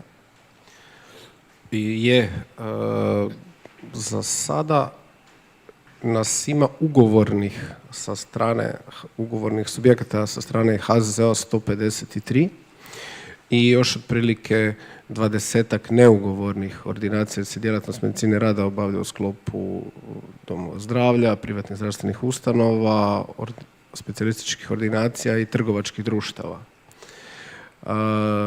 U zadnje vrijeme primjetan je porast broja izvanrednih pregleda i rezultati su takvi da se kandidati uglavnom upućuju iz opravdanih razloga i da je ocjena tih pristupnika uglavnom sa nekom vrstom ograničenja. Da li je to privremeno, trajno, vremenski, uz neka pomagala. Pitanje koje ste postavili u smislu povećanja, mogućeg velikog povećanja broja izvanrednih pregleda, mislim da iz sadašnje prakse ne bi došlo do zagušenja sustava sa naše strane, odnosno da bi si mogli organizirati rad da obavimo u zakonskom roku, jer je propisano da se pregled mora obaviti u roku 15 dana od primitka zahtjeva od strane MUP-a. Znači, kandidat ima 15 dana rok da obavi pregled. Sastavni dio našeg tima u praksi medicine rada je i psiholog koji nam je važan za ocjenu zdravstvene sposobnosti za upravljanje motornim vozilom, a ovisno o kazuistici obavezni smo kod izvanrednih pregleda dobiti mišljenje nadležnog specijalista, znači interniste, neurologa, psihijatra, ovisno o tome što je vodeća dijagnoza, odnosno zbog kojih razloga je, zdravstvenih razloga, upućen taj kandidat na izvanredni pregled. Hvala. Evo, doktorica Krolo ima pitanje za vas.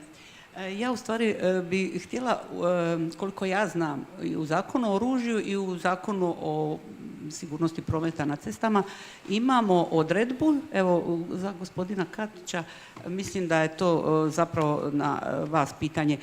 Koliko ja znam, odredba je ovako: ako mi pošaljemo znači na izvanredni liječnički pregled prijavu MUP-u i za oružje i za vozača, i MUP znači mora postupiti po toj prijavi i poslati vlasnika oružja ili vlasnika vozačke dozvole na izvanredni liječnički pregled na medicinu rada.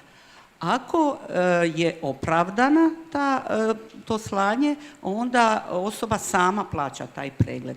Ali ako ponovno na medicini rada ta osoba dobije dozvolu ili za oružje ili za vozača, onda taj pregled medicini rada plaća Ministarstvo unutrašnjih poslova. Je li tako? Ako je tako, je li tako po zakonu? Tako je, da. Da, koliko ja znam Jedna nadopuna. Dakle, ovako. Kandidat uvijek plaća nama. Mi ne refundiramo novce od MUP-a. Ako kandidat nema nikakvog ograničenja, onda dobije refundaciju od MUP-a. Ako ima bilo koje, ne. Da, ali svakako koliko imam saznanja, znači to je zapravo jedan dodatni trošak Ministarstva unutrašnjih poslova koji nam sigurno ne treba svima skupa. Je li to neki veći trošak bio u zadnje vrijeme? Imate tu informaciju prema vama? Pa bio je nešto veći kod vlasnika oružja jer je bilo također stupanjem na snagu novog zakona o oružju od 1. studenog prošle godine. Bilo je, dakle, krajem prošle i početkom ove godine nešto više prijava liječnika nego što je to bilo u ranijem razdoblju i veći dio tih prijavljenih vlasnika oružja je bilo je utvrđeno da su zdravstveno sposobni. Dakle, bilo je tad oko 500-tinjak takovih slučajeva koji su prošli zdravstveni pregled i pokazalo se da su sposobni za držanje i nošenje oružja. A što se tiče, samo jedna rečenica možda oko povezivanja, točno je dakle da kod vlasnika oružja liječnik zna koji je pacijent vlasnik oružja, jer smo informatički kroz sustav Ministarstva zdravstva i Hrvatskog zavoda za zdravstveno osiguranje, takozvani CEZIH, dakle informatički postoji rješenje da liječnik odmah vidi da je pacijent vlasnik oružja. Vlasnik oružja inače puno manje nego vozača, njih je nešto malo preko 100.000.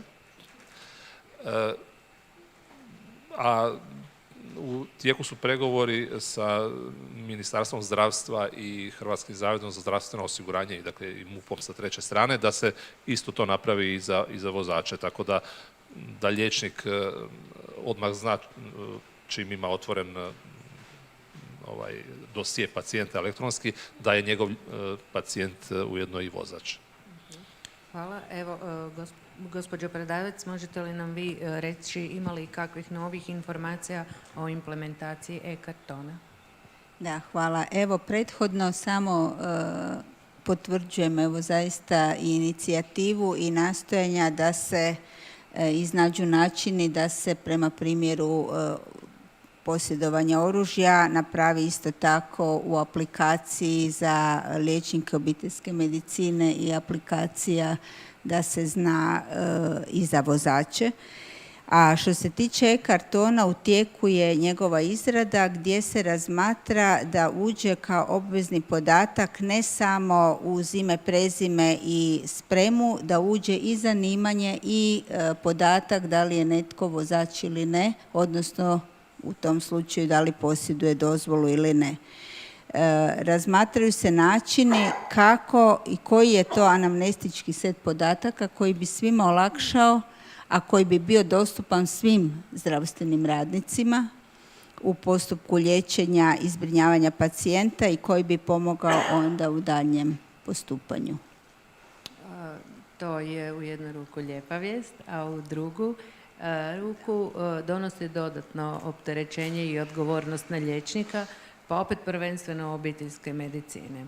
Ostaje nam otvoreni problem nepovezanost različitih liječnika u sustavu, a poglavito specijalista medicine rada i obiteljskog liječnika, gdje ne postoji nikakva povratna informacija kakav je bio rezultat.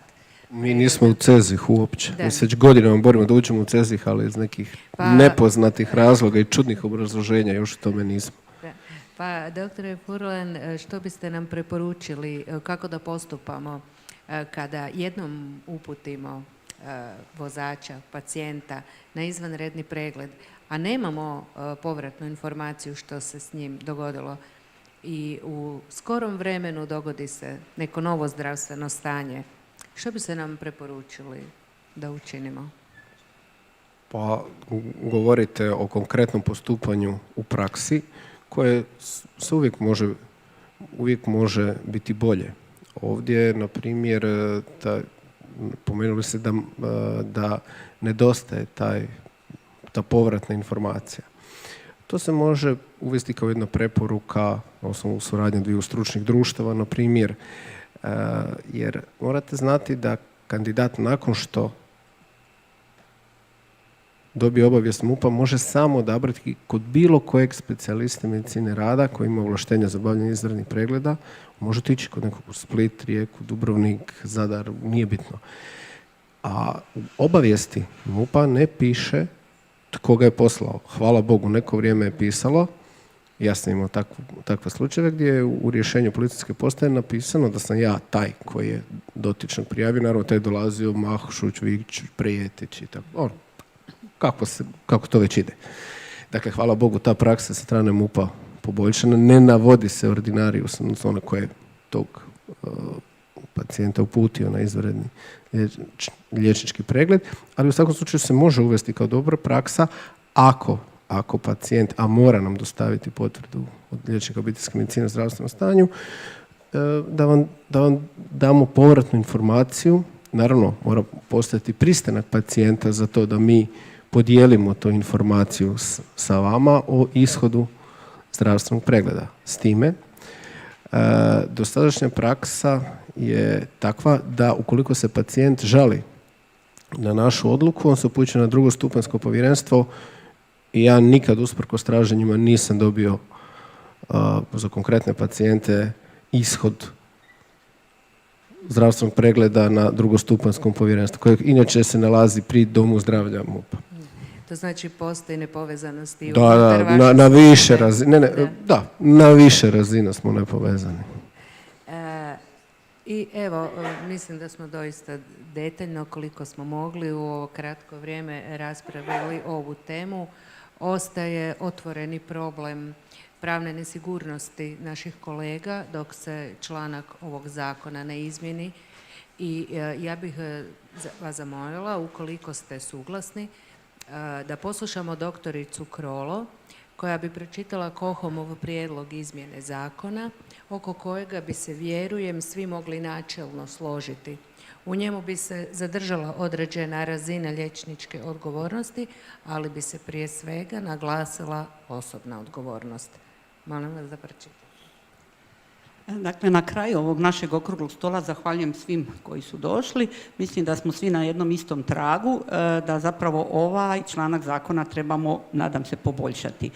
Dakle, ponudit ćemo određena rješenja. Rješenje bi bilo, recimo, prijedlog izmjene zakona bi možda mogao glasiti ovako, mi ćemo vam ga kasnije i dostaviti ovako. Dakle, ako se na liječničkom pregledu ili u tijeku liječenja utvrdi da vozač boli od bolesti ili ima invalidnost radi koje više nije sposoban sigurno upravljati vozilom, liječnik koji je obavio pregled ili je liječio vozača te izabrani liječnik izdaće o tome pisano upozorenje bolesniku i u slučaju potrebe obavijestiti o tome policijsku upravu ili postaju u kojoj osoba ima prijavljeno prebivalište, odnosno privremeno ili stalno boravište.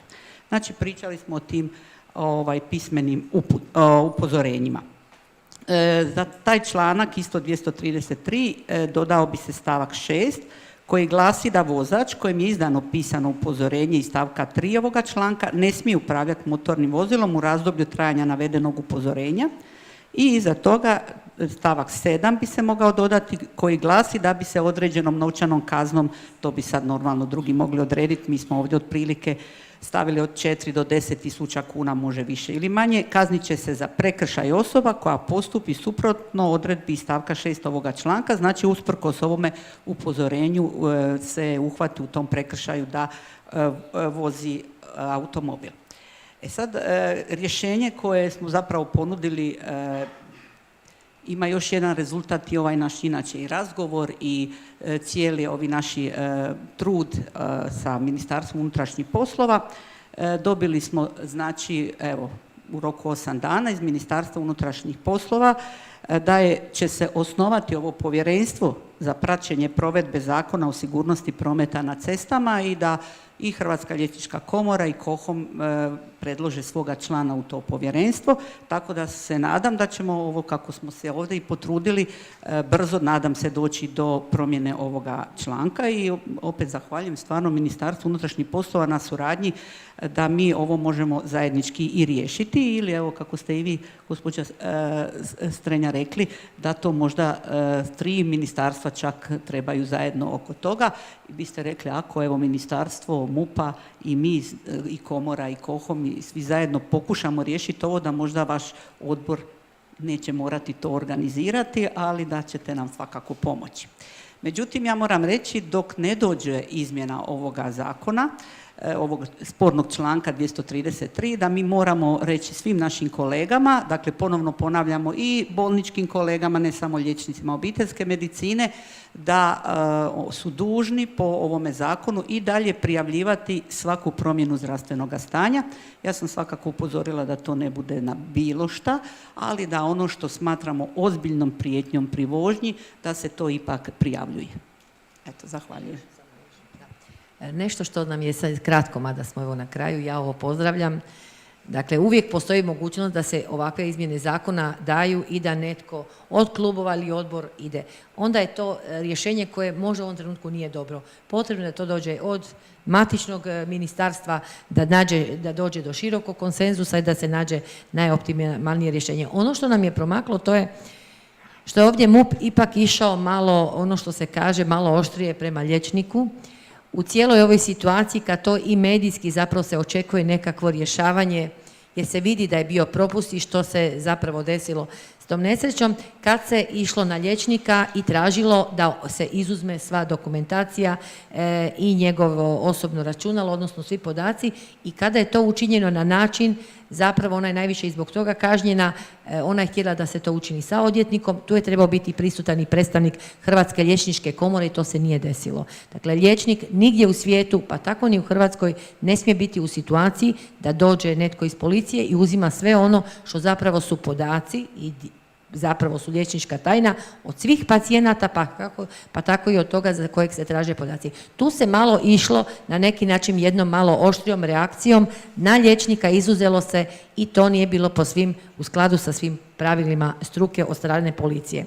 A ja policiju pozivam, isto tako, dakle i kolega Čelić je rekao, imamo pacijente sa stabilnim bolestima, imamo pacijente sa epilepsijom i zna se kad će taj pacijent moći voziti, zna se da ga to na neki način onemogućava da vozi, ali ako se zna točno koliko je prošlo od zadnjeg napada pod kontrolom, pod lijekovima, može voziti jer mu je to potrebno jer radi posao bez kojeg bez vozačke ne bi mogao. Isto tako i sa pacijentima sa dijagnozom, znači duševnog oboljenja koji može normalno funkcionirati. Stvar je češćih kontrola, dakle mi puno češće ćemo imati pacijente, puno češće ćemo imati vozače koji nigdje nisu pregledani, nisu unutar nijednog sustava, a zapravo su alkoholizirani i treba ih češće zapravo slati na testove koji će dokazati da je on vozio pod upotrebom narkotika. Vrlo interesantne bi bile te podatke da ih malo vidimo. Ja ću malo potražiti u vašim izvještajima, godišnjim izvještajima koje Ministarstvo unutrašnjih poslova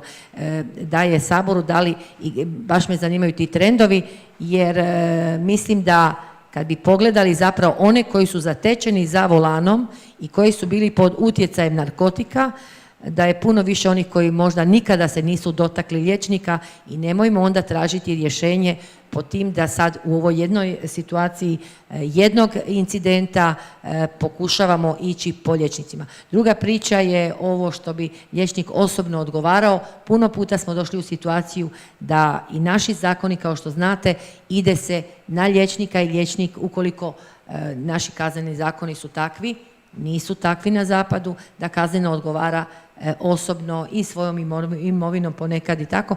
Tu smo malo prema našim liječnicima se postavili drugačije, što ih isto tako onemogućava da kvalitetno obave svoj posao, a još bi ispravak jedan napravila, liječnici nisu službene osobe. Dakle, nažalost, mnoge struke, pa reći ćemo čak i mediji i novinari koji propituju i vozači i učitelji, svi oni na mnogim radnim mjestima zaslužuju da budu i da se ide u izmjene koje bi rekle da ukoliko si napadnut na svom radnom mjestu, ti si napadnut jer si ti u tom trenutku obavljao svoj posao. Znači pitanje da li si službena osoba, liječnicima to nismo uspjeli, mi smo izmijenili Kazneni zakon koji je otišao u smjeru da će biti odgovoran onaj tko onemogući liječnika da pruža zdravstvenu skrb. Znam zato jer sam bila predlagateljica tog zakona. Dakle, pacijenti imaju pravo na Ustavom zagarantiranu zdravstvenu zaštitu i ukoliko neka druga osoba onemogući liječnika da pruža tu zdravstvenu zaštitu jer ga je udario, premlatio, prijetio, ne znam što, onemogućio, tog trenutka se onda tu osobu kažnjava. Liječnici nisu dobili status službene osobe, ba su trebale i mislim da ovim novim izmjenama Kaznenog zakona kad se bude to išlo riješiti i za neke druge struke da će se onda liječiti i za liječnika. Evo, hvala. Hvala. Evo, primili smo sinoć kasno vijest iz Ministarstva unutarnjih poslova, kao što je doktorica Krolo rekla, da se osniva povjerenstvo za praćenje provedbe zakona o sigurnosti prometa na cestama u koje članstvo ćemo biti pozvani i mi. Pa iako to je lijepa vijest, moram se malo našaliti, ipak se to treba uzeti sa malom ogradom, pošto iz samog naziva povjerenstva može se tumačiti da će nas se strože pratiti kako provodimo zakon. I na kraju zahvaljujem vam svima na sudjelovanju i na dolasku.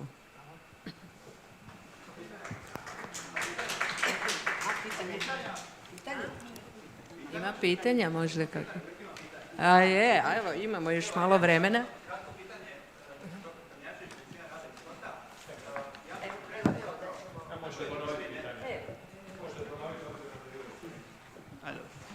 Doktor Kamenjašević, medicina rada i sporta. Imam konkretno jedno pitanje, sad mogao bi tu pogoditi zapravo skoro bilo koga, jel? Ali evo, konkretno ću pitat gospođu sutkinju. Da, žao mi je što sam vas uzeo, ali što je tu je. Zakon je isti za sve, jel tako? Kako se onda moglo dogoditi da je kažnjena doktorica obiteljske medicine, a psihijatrica nije? Kako je to moguće uopće? Evo, recite mi. Na to pitanje nemoguće dati odgovor. Jer nije na sudu, nije sud taj koji je donio optužni, koji je postupao po optužnom prijedlogu jer ga nije ni imao, nego je policija izdala obvezni prekršajni nalog. Znači, mislim da ste ipak pogrešnoj osobi postavili pitanje. To je istina, ali znači da niko nije ni u policiji mogao reći pa čekajte malo, poslali smo znači prijedlog za doktoricu obiteljske medicine, a šta je s psihijatrom ili psihijatricom?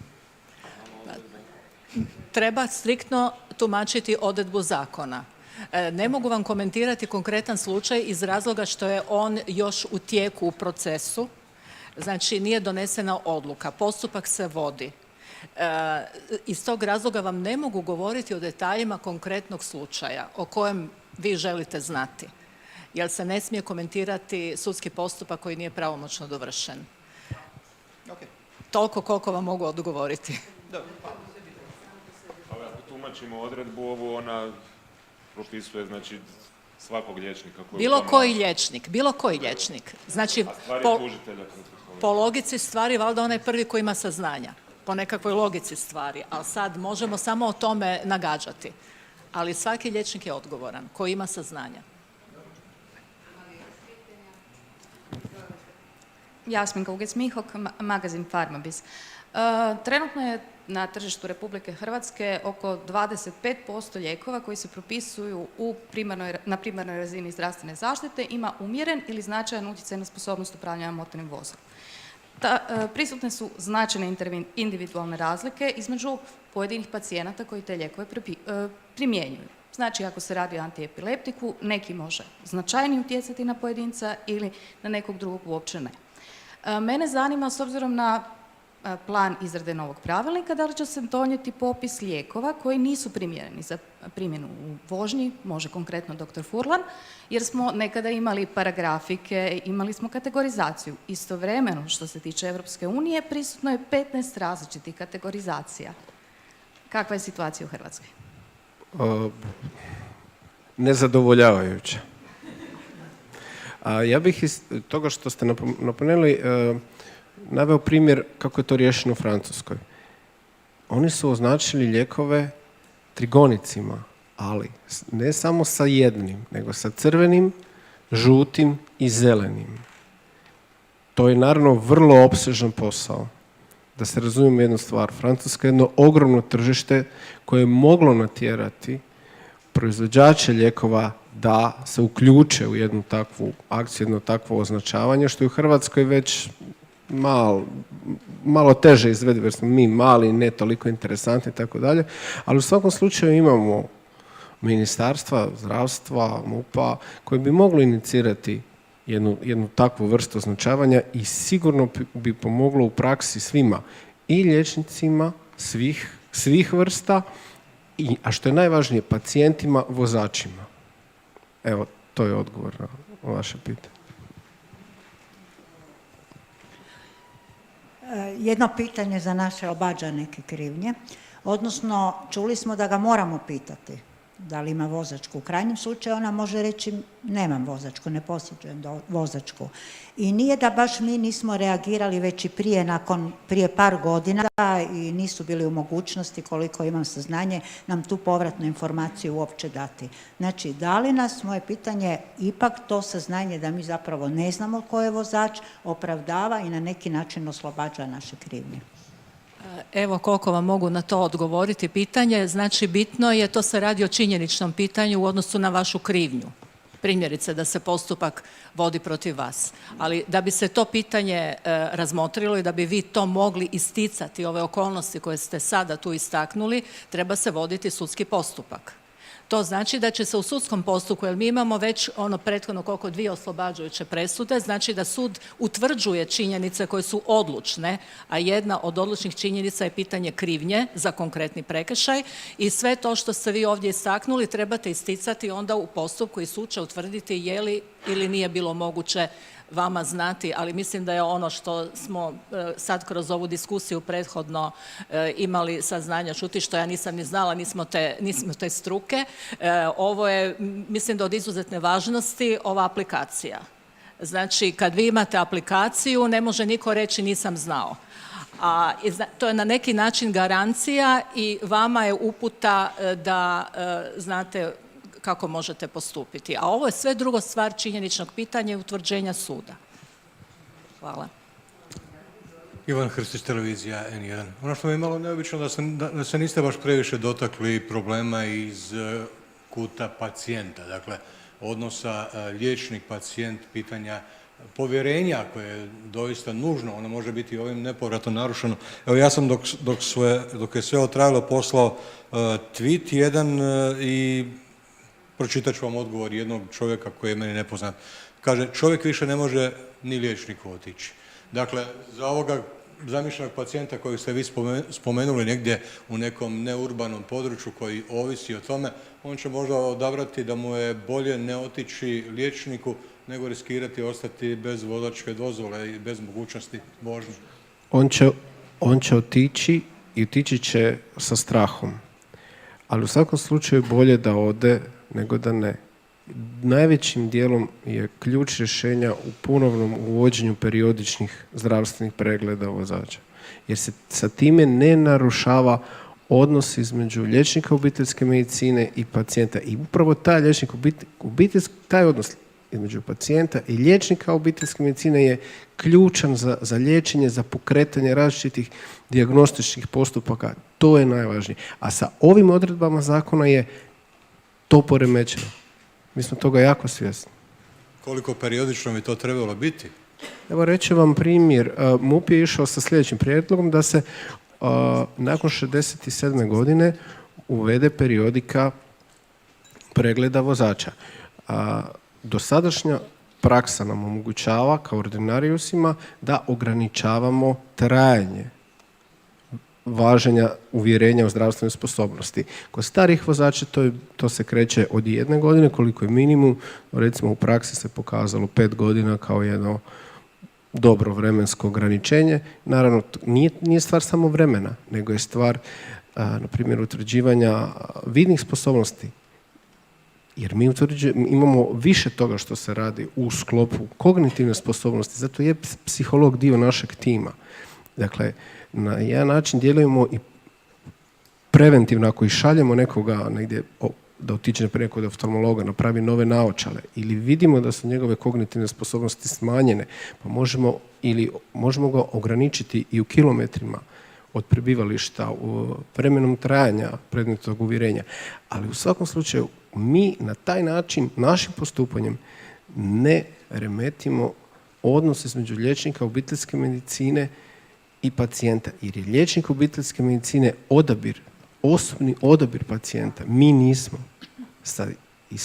Zahvaljujući tome možemo biti neutralni u našem odlučivanju. To ste dobro rekli što se tiče periodike, da skida barem odgovornost sa obiteljskog liječnika i ne narušava taj odnos liječnika i pacijenta, ali ovo što ste sad rekli svodi se pitanje na samo pitanje problem starijih vozača. Što je sa mlađima? Oni su Ne. Dob ne smije ni u kom slučaju ne smije biti kriterij. Ni u kom slučaju. Što se tiče mlađih vozača, tu je odgovornost svih onih koji su u sustavu liječenja tog pacijenta puno šira. To ću jedan konkretan primjer.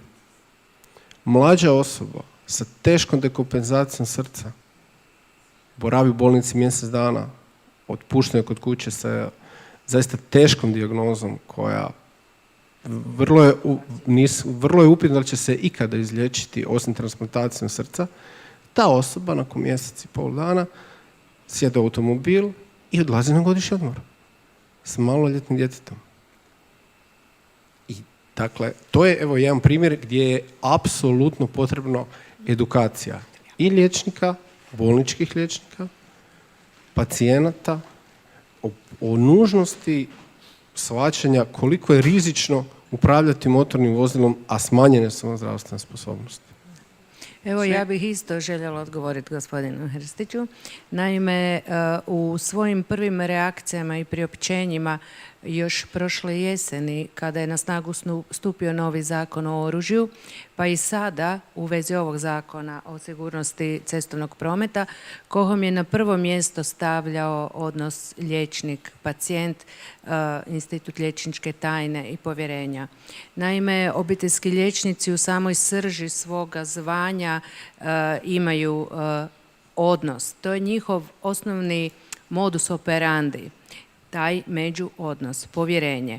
Oni su zapravo članovi obitelji pacijenta i trebali bi biti osobe od najvećeg povjerenja za cijelu obitelj i, kako mi to onako kažemo, odvjetnici svog pacijenta u cijelom tom kompliciranom zdravstvenom sustavu. Zato smo se u svim svojim priopćenjima fokusirali upravo na poremećen, odnosno narušen taj odnos povjerenja i u svakom svom priopćenju molili smo svoje pacijente za razumijevanje, čak smo im se i ispričali radi postupanja na koje smo prisiljeni radi ovakve odredbe zakona. I zakon nas naravno obavezuje da prije nego što prijavimo pacijenta o tome ga obavijestimo i mogu vam reći iz osobnog iskustva i iskustva mnogih svojih kolega da je to iznimno teško. Strašno teško i strašno neugodno je pacijentu saopćiti na kraju pregleda, reći mu da li vi znate da postoji odredba zakona tog i tog po kojoj je moja obaveza sada da vas pošaljem na pregled za vozača. Evo primjer iz moje prakse. Zimus sam jednog svog pacijenta sa teškom kroničnom opstruktivnom bolesti koji jedva diše i nakisikuje. Dobila sam odjednom signal u zdravstvenom kartonu da je vlasnik oružnog lista. Ima oružje. Pošto je takav signal tek implementiran. I vrlo oprezno sam mu saopćila da ga moram poslati na pregled radi sposobnosti rukovanja s oružjem. Što je njemu strašno teško palo, jer je lovac i lov mu je jedina radost u životu. Naravno, morao je platiti taj pregled, otprilike 600 kuna, a umirovljenik je, i ostao je bez oružja. Prošli tjedan taj isti pacijent, on je jedva to nekako nadvladao, shvatio je moju obavezu, inače imamo jako lijepi odnos, i taj potres se nekako jedva uspio smiriti i sanirati posljedice. Prošli tjedan on dolazi na pregled i ja mu kažem, ma čujte gospodine dragi, je li vi vozite auto? Da, pa naravno da vozim auto. Pa meni je jako žao, ali ja vas sada moram poslati na pregled radi sposobnosti upravljanja vozilom. Pa doktorice, pa nemojte se šaliti. Nećete me valjda sada i na to slatne. I sad teško je nekome tko nije u tom stolcu i u toj situaciji objasniti koliko je to unutarnja borba kod liječnika, intrapsihički konflikt, ne znam kako da to drugačije nazovem, između dužnosti s jedne strane, a osjećaja povjerenja i bliskosti sa svojim pacijentom. Taj posjet je završio na kraju tako da je pacijent nije uzeo još karton, neki jesu. Pacijent je odlazeći prema medicinskoj sestri kroz poluosmijeh rekao mi, pa nemojte da vas moram pregaziti na cesti. E sad, treba se nositi sa takvom izjavom. Situacija je vrlo teška i mi obiteljski liječnici u cijeli ovaj niz svojih aktivnosti poduzeli smo prvenstveno zbog svojih pacijenata, naravno i zbog sebe, jer i mi smo ljudi i imamo obitelji i živimo od svog rada. Ima li još možda kakvih pitanja? Evo, ako dozvolite, Željka Perić iz Slavonije. Pa ja bih se zahvalila doktoru Furlanu, rekao je ključnu rečenicu. Razlika je da li ćete oduzeti vozačku dozvolu čovjeku u gradu Zagrebu, Osijeku ili ćete mu oduzeti u Zdencima. Iz najjednostavnijeg razloga što ovaj moj ne može doći ni do mene, jer on nema kako doći do mene. A ako će slučajno i doći do mene, onda će doći tako da ću ja upaliti svoj auto pa otići do njega. Tako ćemo se nas dvoje vidjeti. I nakon 40 godina moj pacijent, dapače moj komšija, pa ga ja i zovem komšo, je ostao bez vozačke. Čovjek je imao 2 moždana udara, ima fibrilaciju. Morala sam ga poslati. Morala sam ga poslati. Ostao je bez vozačke. Nije došao k meni, poslao je ženu da mi saopći da mi više nikad doći neće i ako hoću nek mu šaljem lijekove, ako neću ne moram ni to.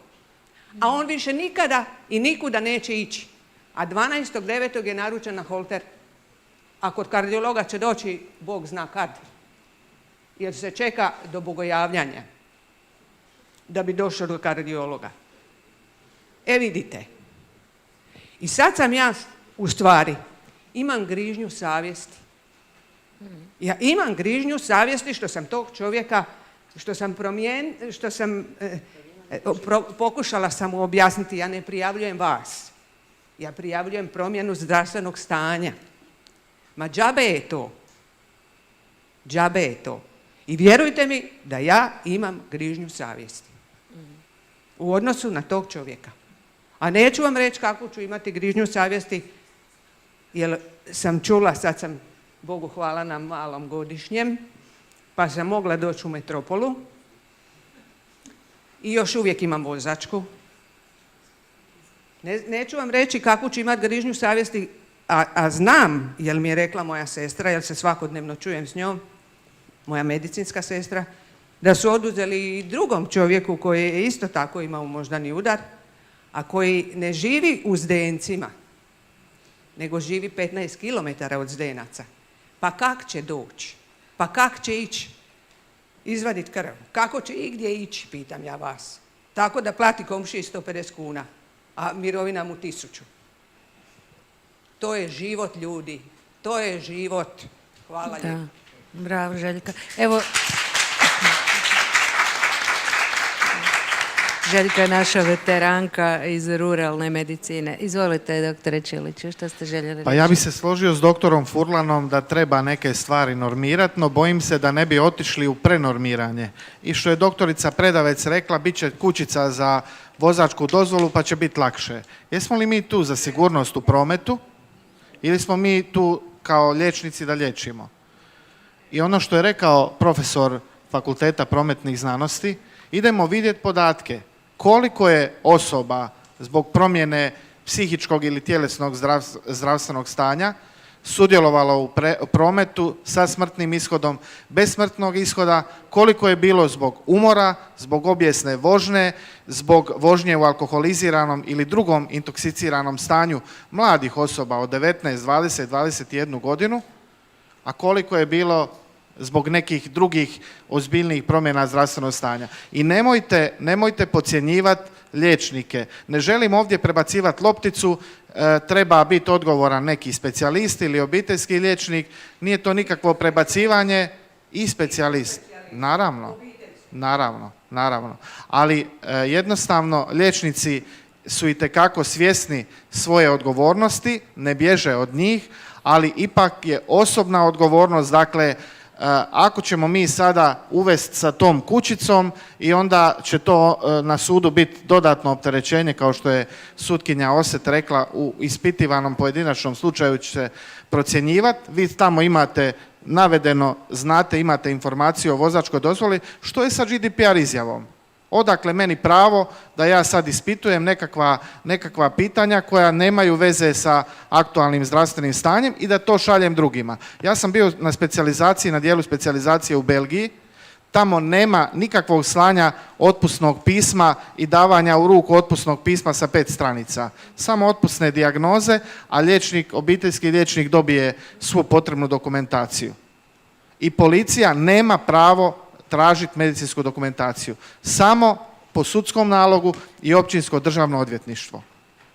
I ne treba biti fasciniran sa policajcem koji dođe u prijemnu ambulantu ili u ordinaciju obiteljske medicine i traži bez ikakvog naloga, bez općinskog državnog odvjetništva medicinsku dokumentaciju. Da dalje ne govorim. Pa da, ja bih samo htio dodati jednu stvar, ono što sam spomenuo i prije, evo i ovdje smo u kratkim razgovorima prokomentirali. Naravno da postoji ta jedna moralna dilema, prijaviti ili ne prijaviti, ali postavite stvar malo drugačije. Što da je taj vaš pacijent na putu do vas izazvao prometnu nesreću koje je poginulo nečije dijete? Čija je onda odgovornost? Znači, a vi ste bili ti koji ste mogli eventualno tu osobu spriječiti da ona upravlja tim vozilom. I sad, konkretno ubije nečije dijete, mislim, koje je prelazilo na pješačkom prelazu jer ga nije vidio. Da li bi onda osjećali grižnju savjesti? Ja vjerujem da isto bi. Mislim, ja se isto i profesori događaju mi se situacije gdje ljude morate rušiti 8. put i gube pravo studiranja. Imate uvijek tu moralnu nekakvu situaciju u kojoj je teško. Ali s druge strane, mislim, je li javni interes da ja pustim inženjera koji ne zna? Mislim, zato da ja sam ga srušio 8. put, on više ne može studirati dalje. Ali, mislim, ako gledamo osobno, to je za njega loše. Ali za javni interes je veći od toga. Ne mogu pustiti inženjera koji nije sposoban danas, sutra raditi posao za koji bi trebao raditi. Ista priča ovdje. Vozačka dozvola nije ustavno pravo, ona je privilegija. I mi moramo doživljavati vozačku dozvolu kao privilegiju. Slažem se s vama, apsolutno mobilnost je nešto što mi moramo osigurati građanima. Mi se kao prometna struka strašno borimo o tome da jednostavno smanjimo tu ovisnost o osobnom automobilu. Ona mora biti sve manja i manja. Javni prijevoz, po meni, javni prijevoz, dostupnost javnog prijevoza bi trebala biti ustavna kategorija, dostupno svima. Razumijete? A ne vozačka dozvola. Vozačka dozvola je nešto sasvim drugo. Ali upravo zbog ovoga, gospodine, što nemamo osigurane osnovne pretpostavke za normalan život, upravo zbog toga ja imam grižnju savjesti. Ne zato što mu je oduzeta vozačka kao vozačka, nego zato što on nema drugu mogućnost da ide bilo kuda. Jer nema autobusnih linija. Ali moramo onda to adresirati, a ne problem vozačke dozvole. Ja sam samo govorila kao čovjek. Da. Kao čovjek i kao liječnik. Samo to. Imamo li još kakvih pitanja ili primjedaba? Evo, gospodin Katić. Evo, izvolite, gospodine Katić. Pa samo 2-3 rečenice. Sad smo malo krenuli prema nekim osjećajima i određenim pojedinačnim primjerima i onda naravno oni nas odvedu ja mislim u krivom pravcu. posao liječnika, ne samo posao liječnika, ali evo sad najviše danas govorimo o njemu, je vrlo odgovoran i težak. I ovi slučajevi koji ste rekli, kako ja mogu pacijentu reći da ću ga sad prijaviti, jer vi temeljem vaših znanja, struke, pravila struke i pravilnika to određujete, ne dajete mu, ne prijavljujete ga zbog nečega što je nebitno ili subjektivno, nego nešto što je objektivno i za toga morate stajati, kao što je profesor rekao upravo. Mislim da je on jako dobar primjer dao iz svog posla. Dakle, taj javni interes ovdje je više nego prednjači pred ovim nekim privatnim interesom osobe. Gospođo doktorice, bilo bi dobro da vašeg pacijenta možda susjed preveze bilo svojim, bilo njegovim autom, bilo susjedovim, dakle, ili autom od pacijenta, a ne da mu uzima 150 kuna za prijevoz. Mislim da su to dobro susjedski odnosi, možemo i tako razgovarati. Dakle, ali ja bih volio da sukus svega ovoga i zaključak bude da odgovornost mora biti na vozaču. Prije svega, ja mogu biti zdrav, ali danas sam recimo umoran, rastrojen zbog nekog poslovnog ili privatnog problema. Ne sjesti za auto ako je to ikako moguće. Tako isto ako sam popio čašu dvije ili sam nekom, evo, vrijeme alergije, nekog troši se tablete za alergije, nekoga smetaju, pa recimo je pospan. Ja sam recimo ih trošim, nažalost, i nekad me uspavaju, nekad ne. Pa dakle, onda bi sam morao razmisliti hoću li sjesti za auto i pijem uglavnom uvečer, da. Okay. Dakle, odgovornost svih, ali naravno, ovdje je razgovarala i to je jako dobro, dakle, medicinska struka, liječnici, pravnici, ljudi iz prometa, prometni stručnjaci i mislim da je to rješenje da razgovara struka, da svatko podnese svoj dio odgovornosti, nemojmo se skrivati i bježati od svoje odgovornosti. To jest ljudski, ali propis ne treba to uvažavati. Propis treba, kad odgovornost da, on treba tražiti da se ta odgovornost ispoštuje. Ja mislim da možemo ići u buduće u pravcu, dakle, da se možda i doktori ne kažnjavaju, ali njihova odgovornost da pacijentu nedvosmisleno jasno kažu i upozore ga da trenutno nisu u stanju voziti, da se klone vožnje, da se to ne bi smjelo izbjeći. To na nijedan način ne možemo izbjeći. Hoćemo li doktora kažnjavati ili ne, o tome se da razgovarati i mislim da ćemo o tome u predstojećim tjednima i mjesecima razgovarati. Čini se da smo se usaglasili oko mogućeg prijedloga izmjene zakona koje je doktorica Krolo ovdje pročitala. KOHOM je kao najveća udruga obiteljskih liječnika u Hrvatskoj uočila problem iz perspektive svoje struke obiteljskog liječnika, detektirala narušenu institut liječničke tajne i povjerljiv odnos liječnik-pacijent i mislim da možemo biti zadovoljni sa rezultatom i tijekom ovog okruglog stola. Pa ako nema više pitanja i primjedaba, zahvaljujem se svima na sudjelovanju.